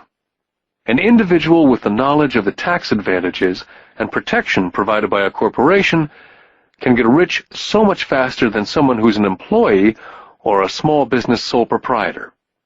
It's like the difference between someone walking and someone flying. The difference is profound when it comes to long-term wealth. A corporation can do so many things that an individual cannot, like pay for expenses before it pays taxes.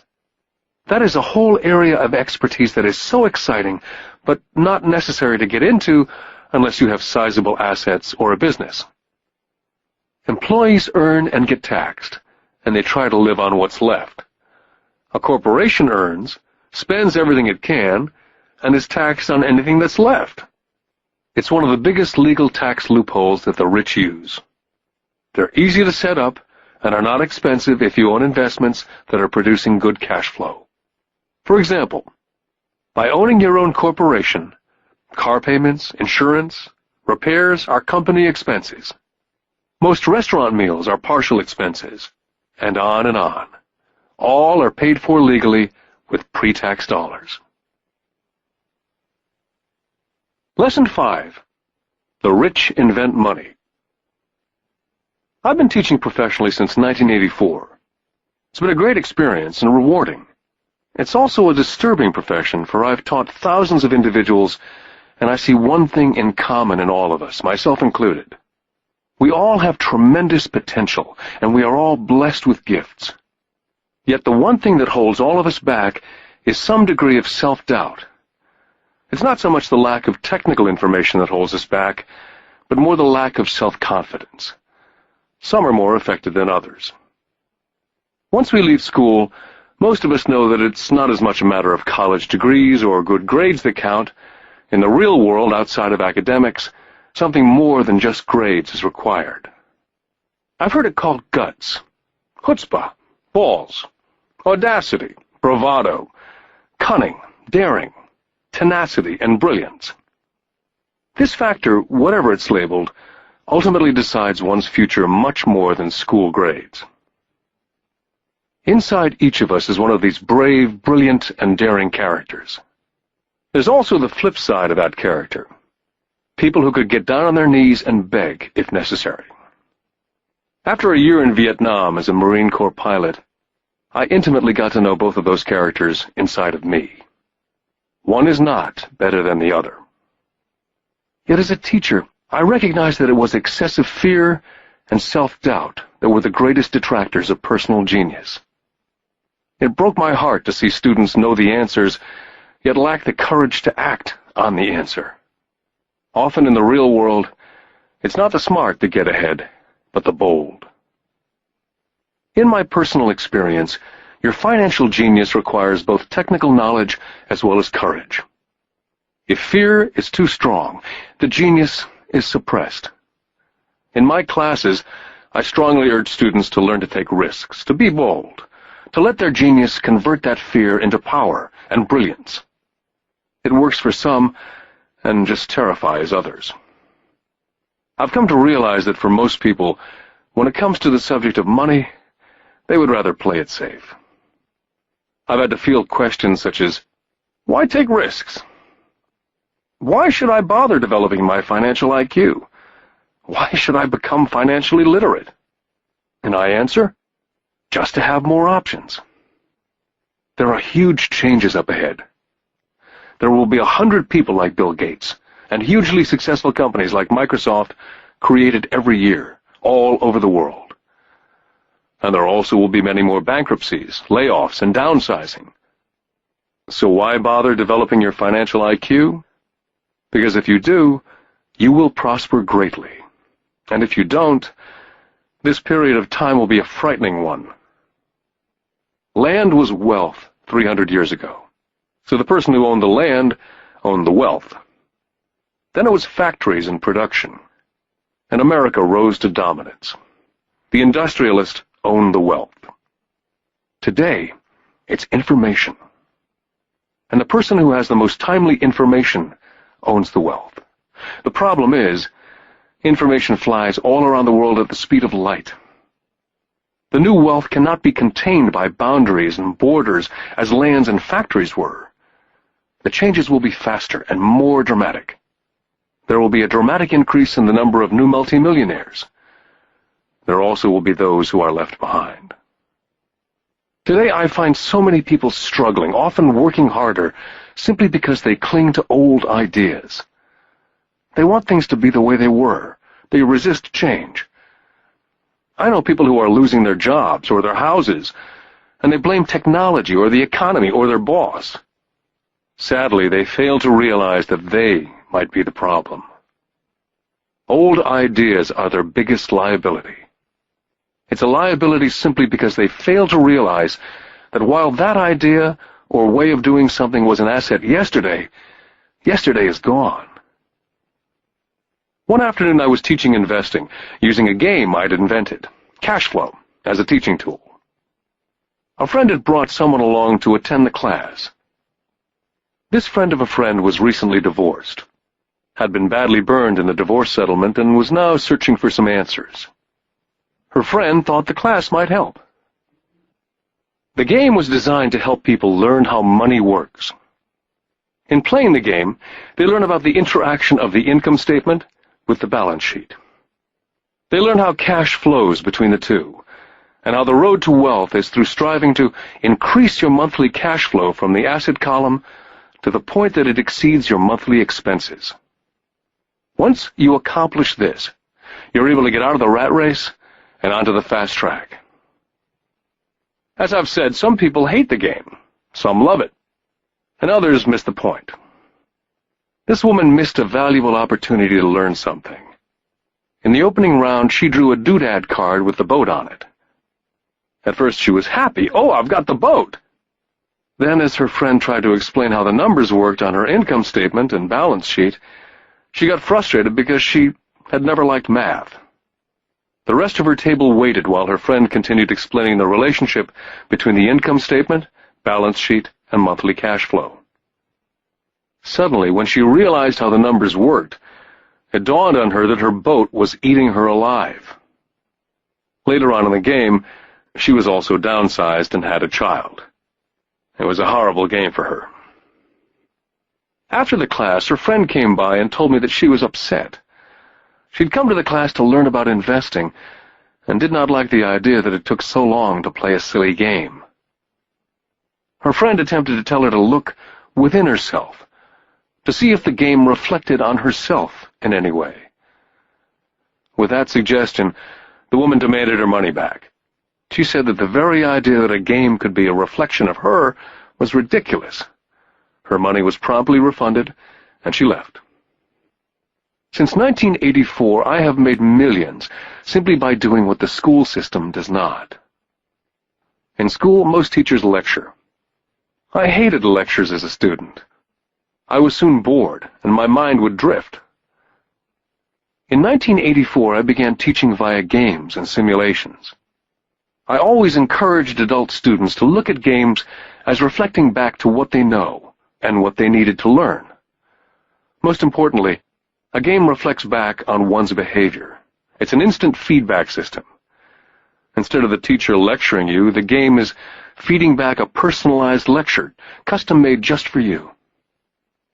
The friend of the woman who left later called to give me an update. She said her friend was fine and had calmed down. In her cooling-off period, she could see some relationships between the game and her life. Just like a board game, the world is always providing us with instant feedback. We could learn a lot if we tuned in more. One day, not long ago, I complained to my wife that the cleaners must have shrunk my pants. My wife gently smiled and poked me in the stomach to inform me that the pants had not shrunk. Something else had expanded. Me. The game Cash Flow was designed to give every player personal feedback. The purpose is to give you options.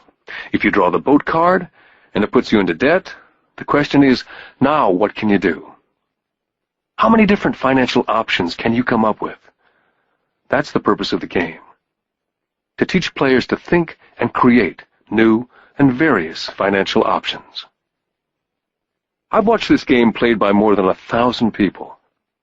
The people who get out of the rat race in the game the quickest are the people who understand numbers and have creative financial minds. They recognize different financial options. People who take the longest are people who aren't familiar with numbers and often do not understand the power of investing. Rich people are often creative and take calculated risks. There have been people playing Cash Flow who gain lots of money in the game, but they don't know what to do with it. Most of them have not been financially successful in real life either. Everyone else seems to be getting ahead of them, even though they have money. And that's true in real life. There are a lot of people who have a lot of money and do not get ahead financially. Limiting your options is the same as hanging on to old ideas. I have a friend from high school who now works at 3 jobs. 20 years ago, he was the richest of all my classmates. When the local sugar plantation closed, the company he worked for went down with the plantation. In his mind, he had but one option, and that was the old option: work hard. The problem was, he couldn't find an equivalent job that recognized his seniority in the old company. As a result, he's overqualified for the jobs he currently has, so his salary is lower. He now works 3 jobs to earn enough to survive. I've watched people playing Cash Flow complaining that the right opportunity cards are not coming their way, so they sit there. I know people who do that in real life. They wait for the right opportunity. I've watched people get the right opportunity card and then not have enough money. Then they complain they would have gotten out of the rat race if they'd had more money. So they sit there. I know people in real life who do that also. They see all the great deals, but they have no money. And I have people pull a great opportunity card, read it out loud, and have no idea that it's a great opportunity. They have the money, the time is right, they have the card, but they can't see the opportunity staring at them. They fail to see how it fits into their financial plan for escaping the rat race. And I know more people like that than all the others combined. Most people have an opportunity of a lifetime flash right in front of them, and they fail to see it. A year later, they find out about it after everyone else got rich. Financial intelligence is simply having more options.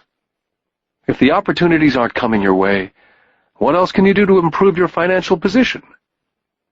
If an opportunity lands in your lap and you have no money and the bank won't talk to you, what else can you do to get the opportunity to work in your favor? If your hunch is wrong and what you've been counting on doesn't happen, how can you turn a lemon into millions? That is financial intelligence. It's not so much what happens, but how many different financial solutions you can think of to turn a lemon into millions. It's how creative you are in solving financial problems. Most people only know one solution: work hard, save, and borrow. So why would you want to increase your financial intelligence? Because you want to be the kind of person who creates your own luck. You can take whatever happens and make it better. Few people realize that luck is created, just as money is. And if you want to be luckier and create money instead of working hard, then your financial intelligence is important. If you're the kind of person who's waiting for the right thing to happen, you might wait for a long time. It's like waiting for all the traffic lights to be green for 5 miles before starting the trip. As young boys, Mike and I were constantly told by my rich dad that money is not real.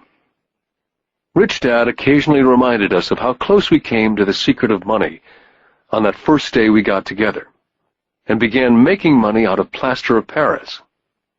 The poor and middle class work for money, he would say. The rich make money.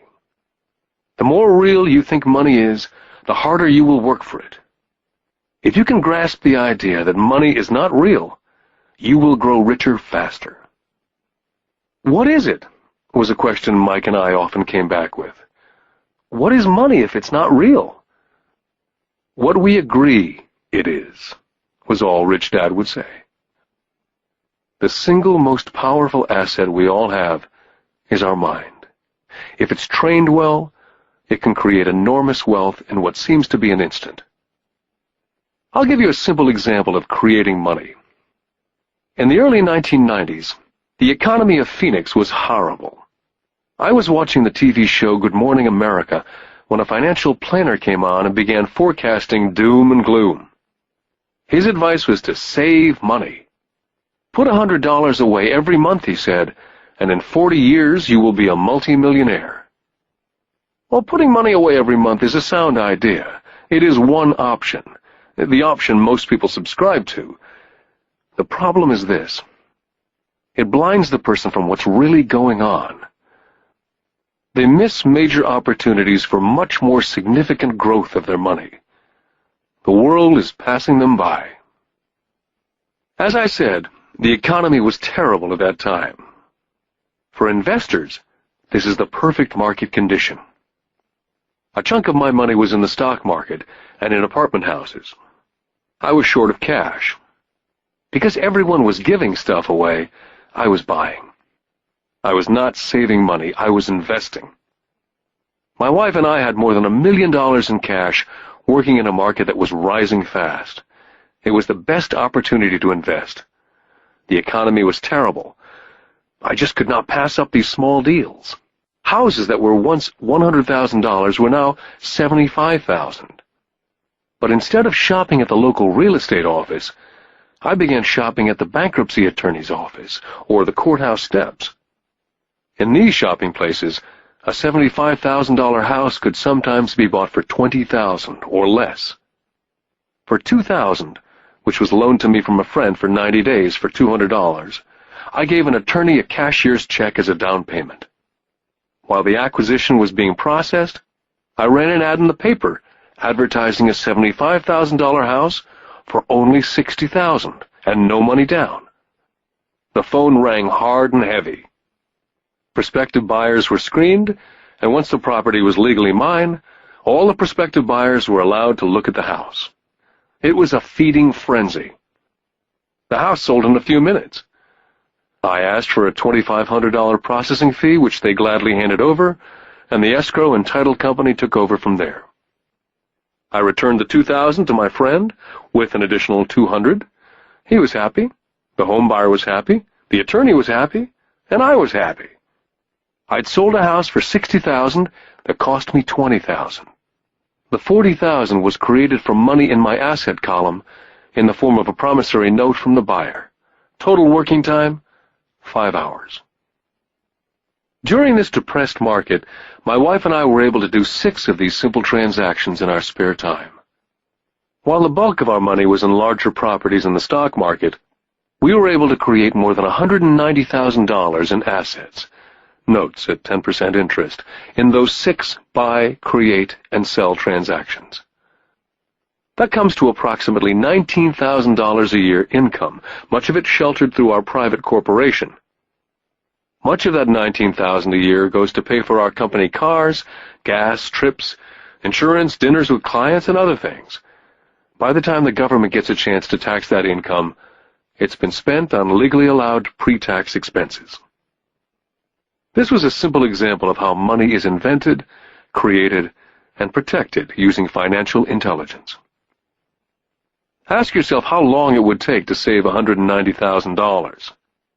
Would the bank pay you 10% interest on your money? And the note is good for 30 years. I hope they never pay me the $190,000. I have to pay a tax if they pay me the principal. And besides, $19,000 paid over 30 years is a little over $500,000 in income. The math is simple. You don't need algebra or calculus. I don't write much because the escrow company handles the legal transaction and the servicing of the payments. I have no roofs to fix or toilets to unplug because the owners do that. It's their house. Occasionally someone does not pay, and that's wonderful because there are late fees, or they move out and the property is sold again. The court system handles that. And it may not work in your area. The market conditions may be different, but the example illustrates how a simple financial process can create hundreds of thousands of dollars with little money and low risk. It's an example of money being only an agreement. Anyone with a high school education can do it. Yet most people won't. Most people listen to the standard advice of work hard and save money. For about 30 hours of work, approximately $190,000 was created in the asset column, and no taxes were paid. Now you may understand why I silently shake my head when I hear parents say, "My child is doing well in school and receiving a good education." It may be good, but is it adequate? I know the above investment strategy is a small one. It's used to illustrate how small can grow into big. My success reflects the importance of a strong financial foundation, which starts with strong financial education. Financial intelligence is made up of these 4 main technical skills. Number 1, financial literacy, the ability to read numbers. Number 2, investment strategies, the science of making money. Number 3, the market, supply and demand. Alexander Graham Bell gave the market what it wanted, and AT&T was born. So did Bill Gates. A $75,000 house offered for $60,000 that cost $20,000 was also the result of seizing an opportunity created by the market. Somebody was buying, and someone was selling. Number 4, the law. The awareness of accounting, corporate, state, and national rules and regulations. I recommend playing within the rules. It's this basic foundation, or the combination of these skills, that's needed to be successful in the pursuit of wealth. Whether it be through the buying of small homes, large apartments, companies, stocks, bonds, mutual funds, precious metals, baseball cards, or the like. Personally, I use 2 main vehicles to achieve financial growth: real estate and small stocks. I use real estate as my foundation. Day in and day out, my properties provide cash flow and occasional spurts of growth in value. The small-cap stocks are used for fast growth. I do not recommend anything that I do. The examples are just that, examples. If the opportunity is too complex, and I do not understand the investment, I don't do it. Simple math and common sense is all that's needed to do well financially.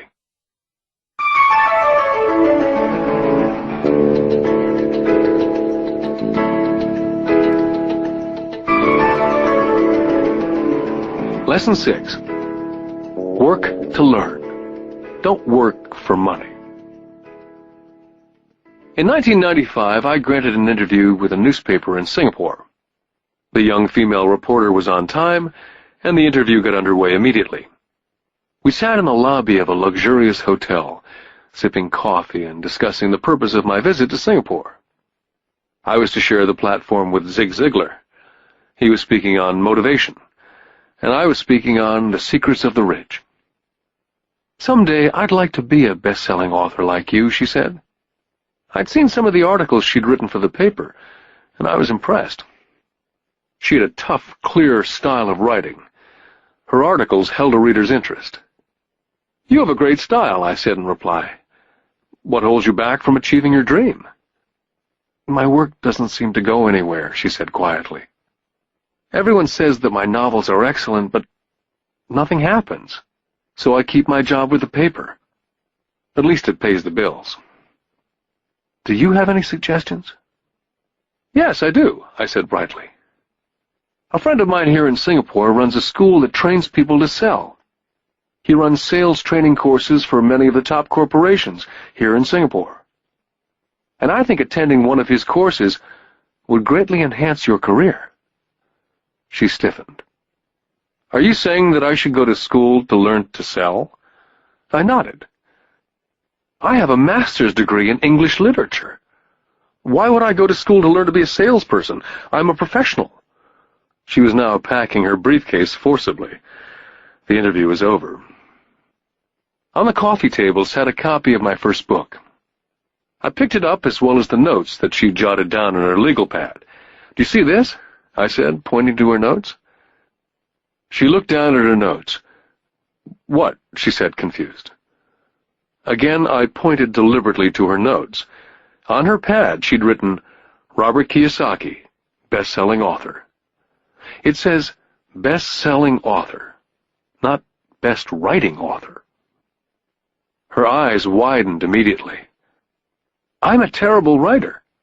You're a great writer. I went to sales school. You have a master's degree. Put them together and you get a best-selling author and a best-writing author." Anger flared from her eyes. "I'll never stoop so low as to learn how to sell. People like you have no business writing. I'm a professionally trained writer, and you're a salesman. It's not fair." The rest of her notes were put away, and she hurried out through the large glass doors into the humid Singapore morning. At least she gave me a fair and favorable write-up the next morning. The world is filled with smart, talented, educated, and gifted people. We meet them every day. They're all around us. I'm constantly shocked at how little talented people earn. I heard the other day that less than 5% of Americans earn more than $100,000 a year. I've met brilliant, highly educated people who earn less than $20,000 a year. A business consultant who specializes in the medical trade was telling me how many doctors, dentists, and chiropractors struggle financially. All this time, I thought that when they graduated, the dollars would pour in. It was this business consultant who gave me the phrase, "They are one skill away from great wealth." What this phrase means is that most people need only to learn and master one more skill, and their income would jump exponentially. I have mentioned before that financial intelligence is a synergy of accounting, investing, marketing, and law. Combine these 4 technical skills, and making money with money is easier. When it comes to money, the only skill most people know is to work hard. The classic example of a synergy of skills was that young writer for the newspaper. If she diligently learned the skills of sales and marketing, her income would jump dramatically.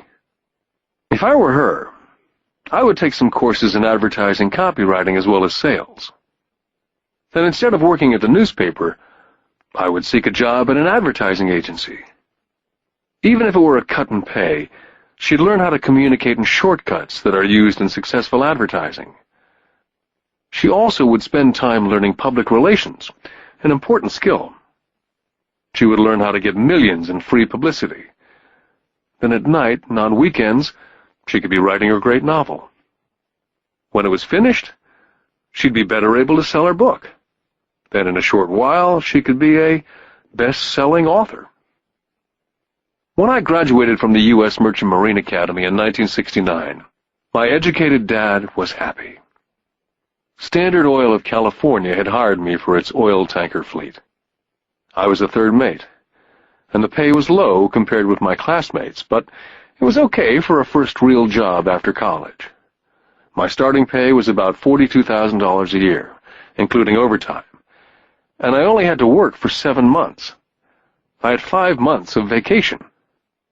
If I'd wanted to, I could have taken the run to Vietnam with a subsidiary shipping company and easily doubled my pay instead of taking the 5 months vacation.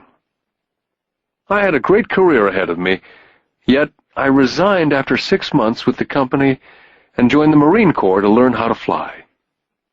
My educated dad was devastated.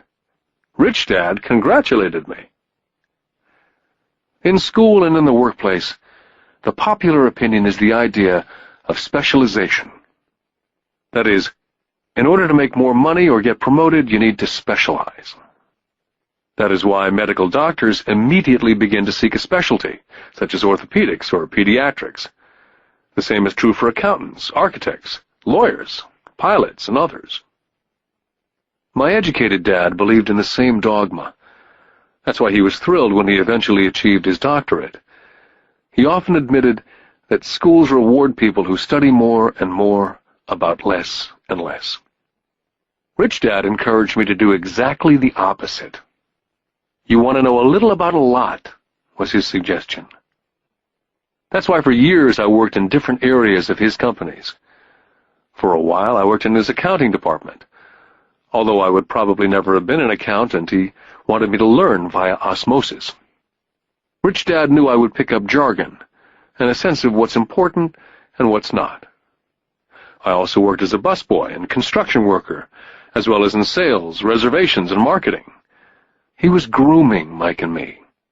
That's why he insisted we sit in on the meetings with his bankers, lawyers, accountants, and brokers. He wanted us to know a little about every aspect of his empire. Educated Dad thought I went to school to learn to be a ship's officer. Rich Dad knew that I went to school to study international trade. So as a student, I made cargo runs navigating large freighters, oil tankers, and passenger ships to the Far East and the South Pacific. Rich Dad emphasized that I stay in the Pacific instead of taking ships to Europe, because he knew that the emerging nations were in Asia, not Europe. While most of my classmates, including Mike, were partying at their fraternity houses, I was studying trade, people, business styles and cultures in Japan, Taiwan, Thailand, Singapore, Hong Kong, Vietnam, Korea, Tahiti, Samoa, and the Philippines. I also was partying, but it was not in any frat house. I grew up rapidly. Educated Dad could not understand why I decided to quit and join the Marine Corps. I told him I wanted to learn to fly, but really I wanted to learn to lead troops. Rich Dad explained to me that the hardest part of running a company is managing people. He'd spent 3 years in the Army. My educated dad was draft exempt. Rich Dad told me of the value of learning to lead men into dangerous situations.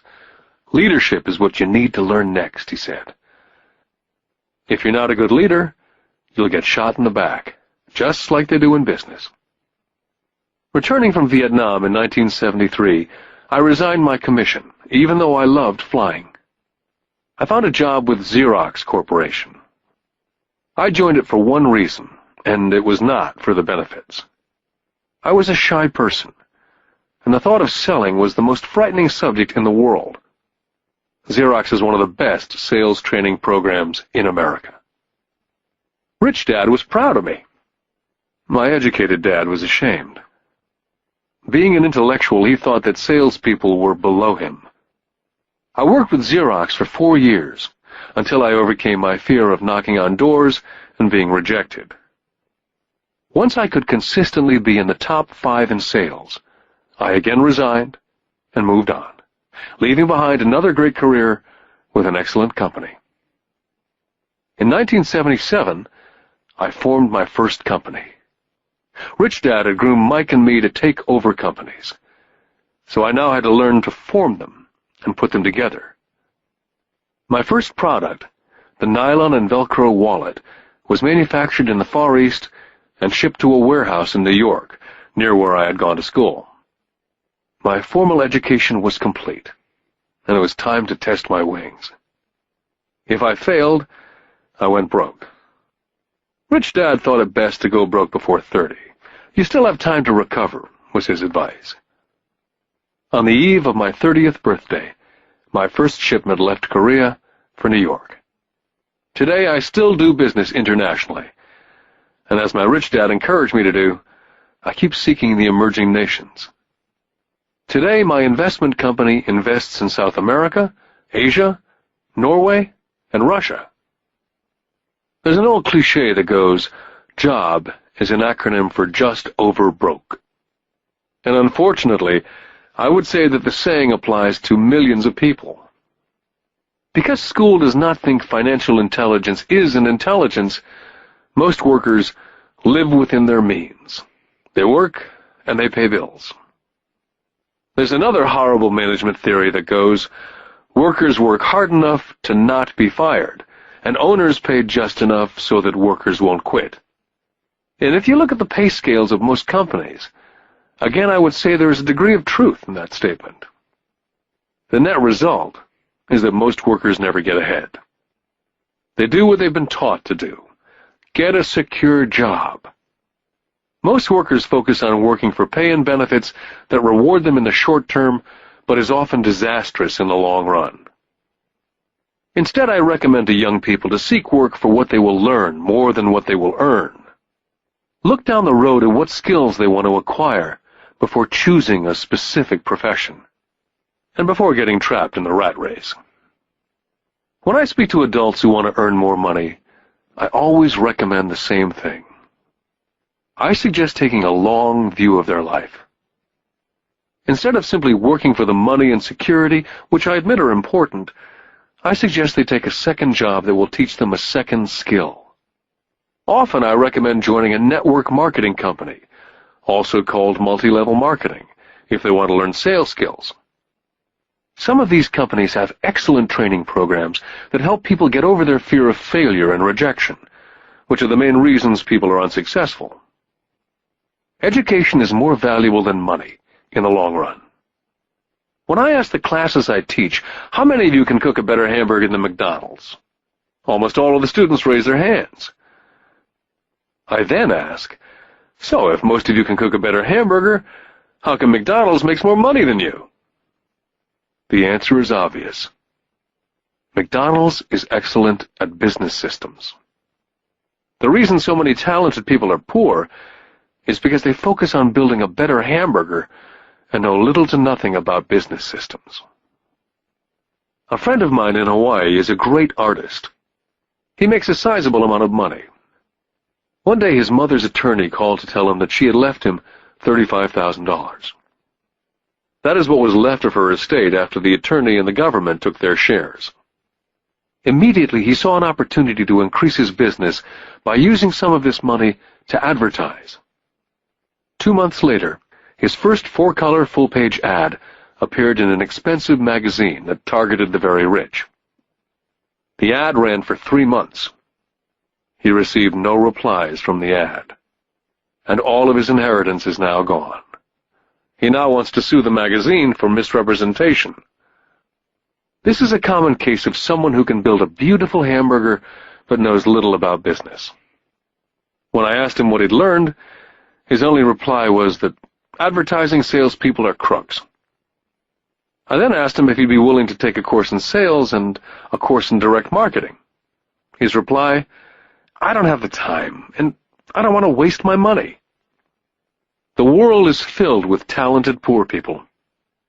All too often they're poor or struggle financially, or earn less than they're capable of, not because of what they know, but because of what they do not know. They focus on perfecting their skills at building a better hamburger rather than the skills of selling and delivering the hamburger. Maybe McDonald's does not make the best hamburger, but they are the best at selling and delivering a basic average burger. Poor Dad wanted me to specialize. That was his view on how to be paid more. Rich Dad advised that Mike and I groom ourselves. Many corporations do the same thing. They find a young, bright student out of business school and begin grooming that person to someday take over the company. So these bright young employees do not specialize in one department. They're moved from department to department to learn all the aspects of business systems. The rich often groom their children or the children of others. By doing so, their children gain an overall knowledge of the operations of the business and how the various departments interrelate. For the World War II generation, it was considered bad to skip from company to company. Today, it's considered smart. Since people will skip from company to company rather than seek greater specialization, why not seek to learn more than earn? In the short term, it may earn you less. In the long term, it will pay off in large dividends.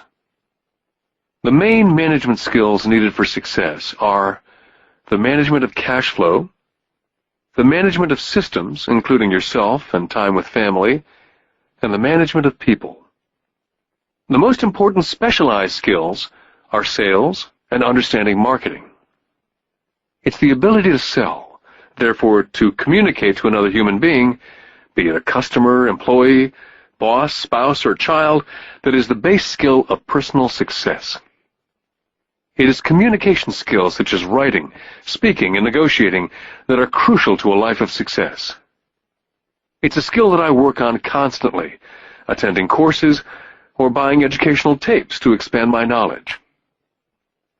Rich Dad encouraged Mike and me to know a little about a lot. He encouraged us to work with people smarter than we were, and to bring smart people together to work as a team. Today it would be called a synergy of professional specialties. Today I meet ex-school teachers earning hundreds of thousands of dollars a year. They earn that much because they have specialized skills in their field, as well as other skills. They can teach as well as sell and market. I know of no other skills to be more important than selling as well as marketing. The skills of selling and marketing are difficult for most people, primarily due to their fear of rejection. The better you are at communicating, negotiating, and handling your fear of rejection, the easier life is. Just as I advise that newspaper writer who wanted to become a best-selling author, I advise anyone else today. Being technically specialized has its strengths as well as its weaknesses. I have friends who are geniuses, but they cannot communicate effectively with other human beings. And as a result, their earnings are pitiful. I advise them to just spend a year learning to sell.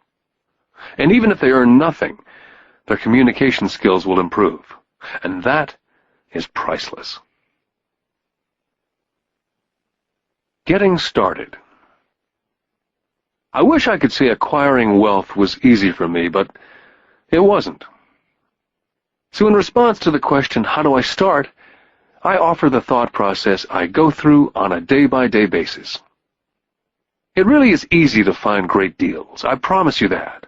It's just like riding a bike. After a little wobbling, it's a piece of cake. But when it comes to money, it's the determination to get through the wobbling that's a personal thing. To find million-dollar deals of a lifetime requires us to call on our financial genius. I believe that each of us has a financial genius within us. The problem is, our financial genius lies asleep, waiting to be called upon. It lies asleep because our culture has educated us into believing that the love of money is the root of all evil. It's encouraged us to learn a profession so we can work for money, but failed to teach us how to have money work for us. It taught us not to worry about our financial future. Our company or the government would take care of us when our working days are over. However, it's our children, educated in the same school system, who will end up paying for it. The message is still to work hard, earn money, and spend it. And when we run short, we can always borrow more. Unfortunately, 90% of the Western world subscribes to the above dogma simply because it's easier to find a job and work for money. If you're not one of the masses, I offer you the following 10 steps to awaken your financial genius. I simply offer you the steps I have personally followed. If you want to follow some of them, great. If you don't, make up your own. Your financial genius is smart enough to develop its own list. Step number 1. I need a reason greater than reality. If you ask most people if they would like to be rich or financially free, they would say yes. But then reality sets in. The road seems too long with too many hills to climb. It's easier just to work for money and hand the excess over to your broker. A reason or a purpose is a combination of wants and don't wants. When people ask me what my reason for wanting to be rich is, it's a combination of deep emotional wants and don't wants. I will list a few. First, the don't wants, for they create the wants. I don't want to work all my life. I don't want what my parents aspired for, which was job security and a house in the suburbs. I don't like being an employee. Now the wants. I want to be free to travel the world and live in a lifestyle I love. I want to be young when I do this. I want to simply be free. I want control over my time and my life. I want money to work for me. Those are deep-seated emotional reasons. What are yours? As I said, I wish I could say it was easy. It wasn't. But it wasn't hard either. But without a strong reason or purpose, anything in life is hard. Step number 2. I choose daily. The power of choice.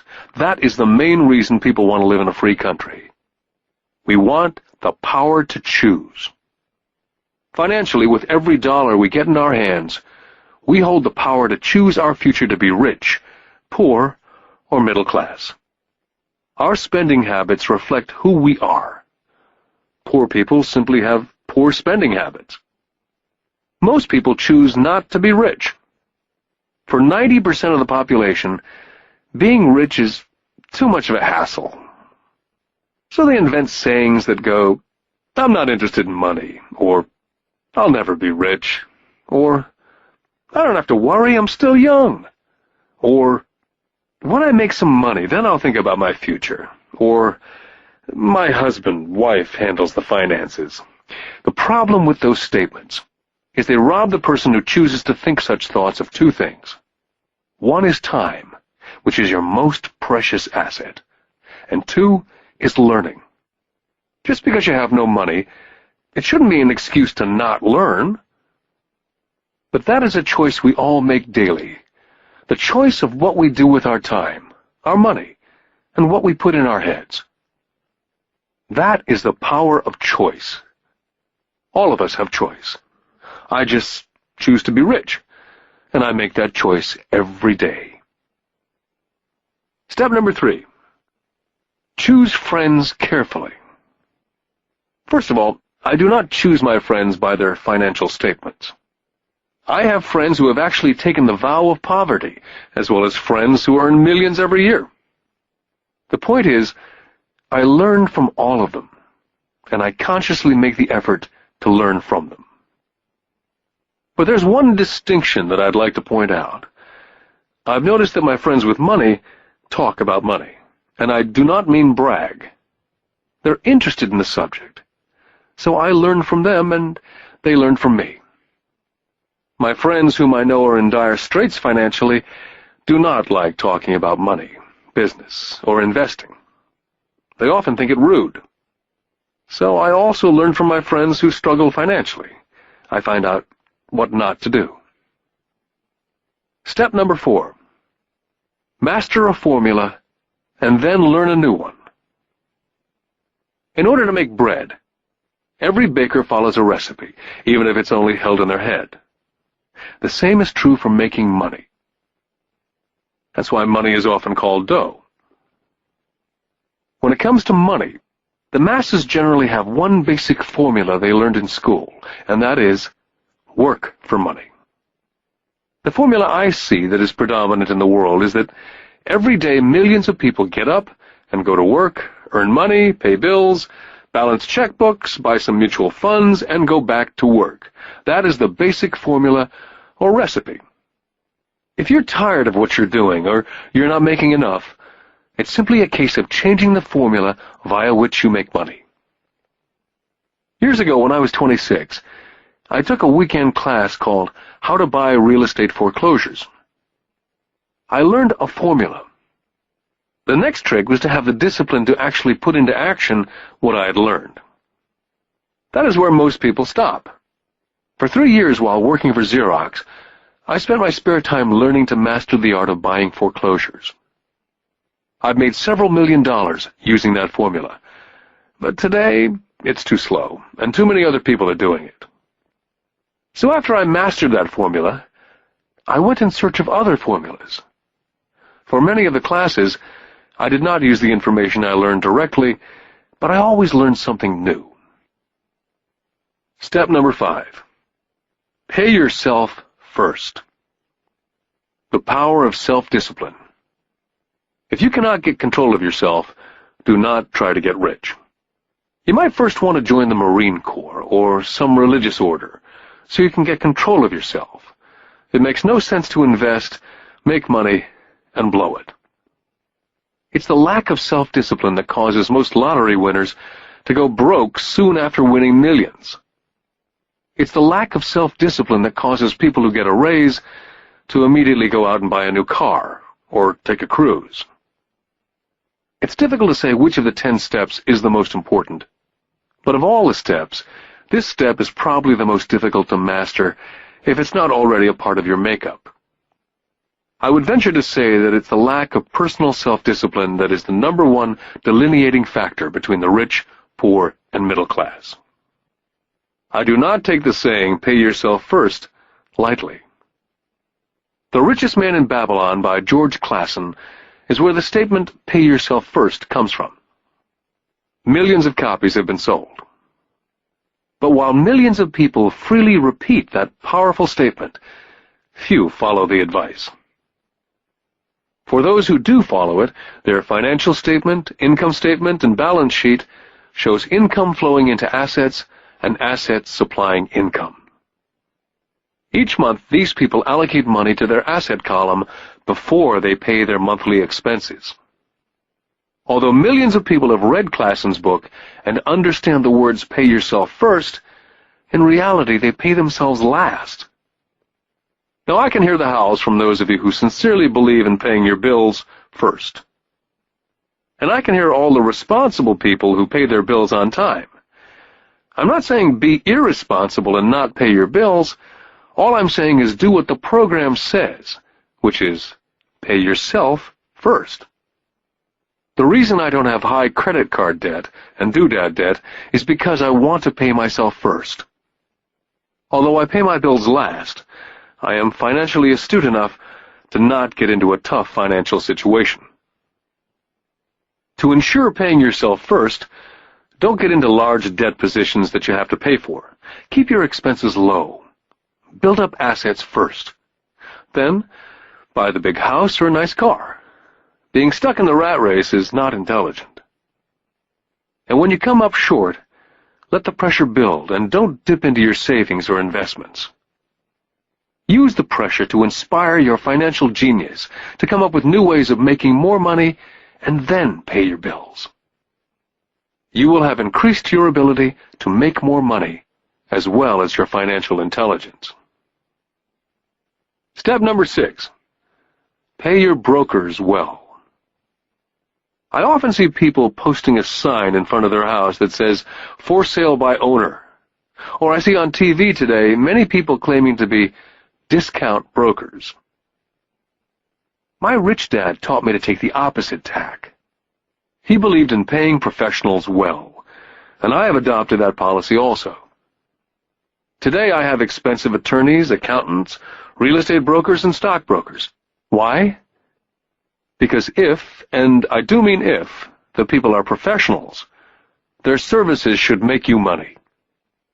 And the more money they make, the more money I make. We live in an information age. Information is priceless. A good broker should provide you with information as well as take the time to educate you as to its meaning. Step number 7. Be an Indian giver. This is the power of getting something for nothing. When the first white settlers came to America, they were taken aback by a cultural practice some American Indians had. For example, if a settler was cold, the Indian would give the person a blanket. Mistaking it for a gift, the settler was often offended when the Indian asked for it back. The Indians also got upset when they realized the settlers did not want to give it back. That is where the term Indian giver came from. A simple cultural misunderstanding. In the world of the asset column, being an Indian giver is vital to wealth. The sophisticated investor's first question is, how fast do I get my money back? They also want to know what they get for free, also called a piece of the action.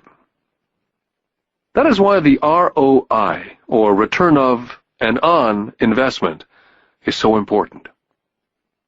Frequently my broker will call me and recommend I move a sizable amount of money into the stock of a company that he feels is just about to make a move that will add value to the stock, like announcing a new product. I will move my money in for a week to a month while the stock moves up. Then I pull my initial dollar amount out and stop worrying about the fluctuations of the market because my initial money is back and ready to work on another asset.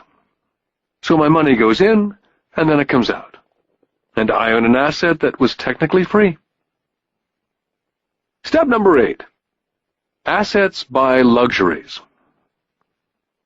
As I said in the section, Pay Yourself First, if a person cannot master the power of self-discipline, it's best not to try to get rich. For while the process of developing cash flow from an asset column in theory is easy, it's the mental fortitude of directing money that's hard. Due to external temptations, it's much easier in today's consumer world to simply blow it out of the expense column. Because of weak mental fortitude, that money flows into the paths of least resistance. That is the cause of poverty and financial struggle. I love my luxuries as much as anyone else. The difference is, some people buy their luxuries on credit.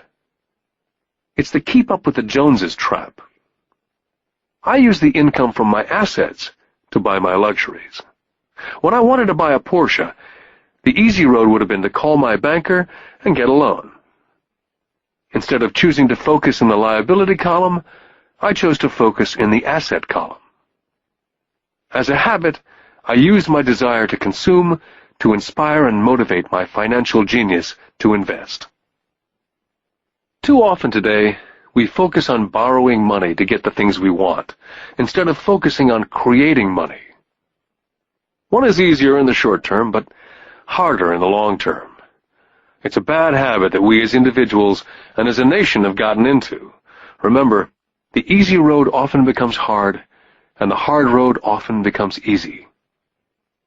The earlier you can train yourself and those you love to be masters of money, the better. Money is a powerful force. Unfortunately, people use the power of money against them. If your financial intelligence is low, money will run all over you. It will be smarter than you. If money is smarter than you, you will work for it all your life. Step number 9. The need for heroes. When I was a kid, I greatly admired Willie Mays, Hank Aaron, Yogi Berra. They were my heroes. As a kid playing Little League, I wanted to be just like them.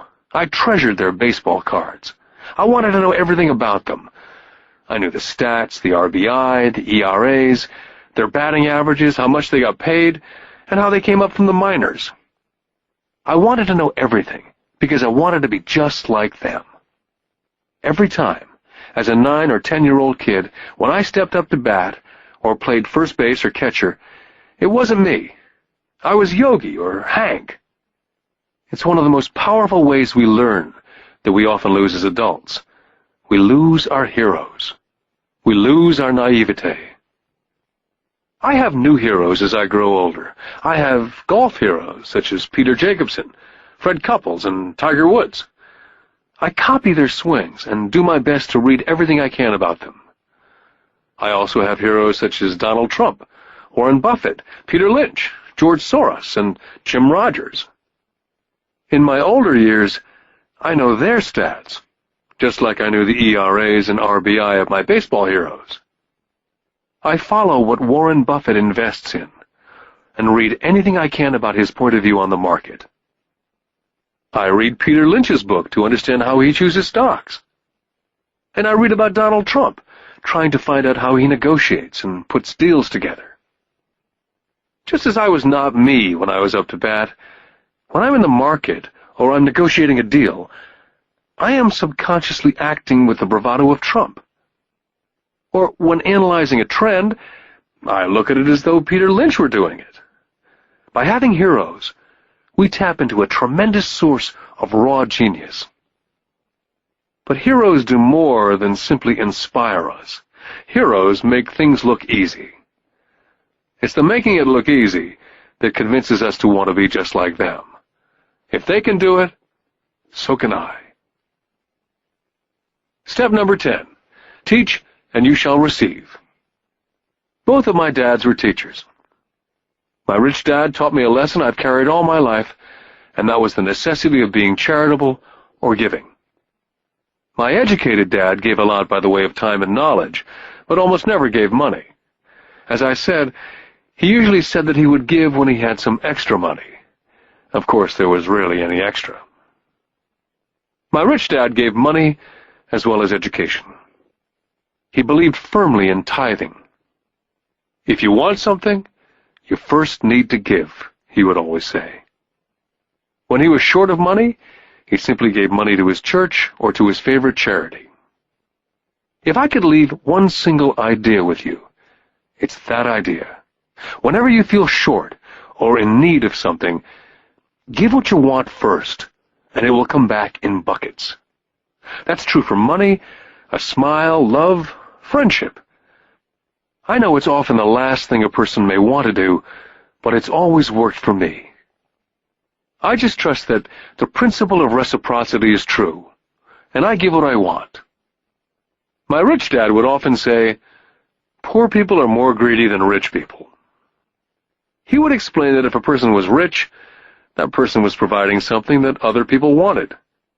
In my life, over all these years, whenever I felt needy or short of money or short of help, I simply went out and found in my heart what I wanted and decided to give it first. And when I gave, it always came back. It reminds me of the story of the guy sitting with firewood in his arms on a cold, freezing night, and he's yelling at the pot-bellied stove, "When you give me some heat, then I'll put some wood in." And when it comes to money, love, happiness, sales, and contacts, all one needs to remember is first to give what you want, and it will come back in droves. My poor dad taught teachers, and he became a master teacher. My rich dad always taught young people his way of doing business. In retrospect, it was their generosity with what they knew that made them smarter. There are powers in this world that are much smarter than we are. You can get there on your own, but it's easier with the help of the powers that be. All you need to be is generous with what you have, and the powers will be generous with you. Take action. All of you were given two great gifts, your mind and your time. It is up to you to do what you please with both. With each dollar bill that enters your hand, you and only you have the power to determine your destiny. Spend it foolishly, you choose to be poor. Spend it on liabilities, you join the middle class. Invest it in your mind and learn how to acquire assets, and you will be choosing wealth as your goal and your future. The choice is yours and only yours. With every day, with every dollar, you decide to be rich, poor, or middle class. Choose to share this knowledge with your children, and you choose to prepare them for the world that awaits. No one else will. You and your children's future will be determined by choices you make today, not tomorrow.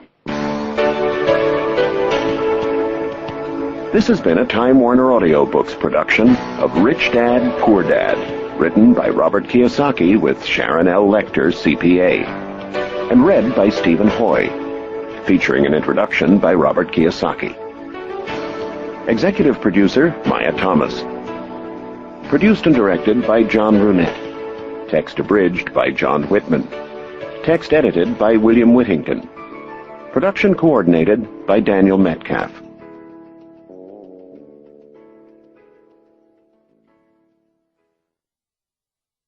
Audible hopes you have enjoyed this program.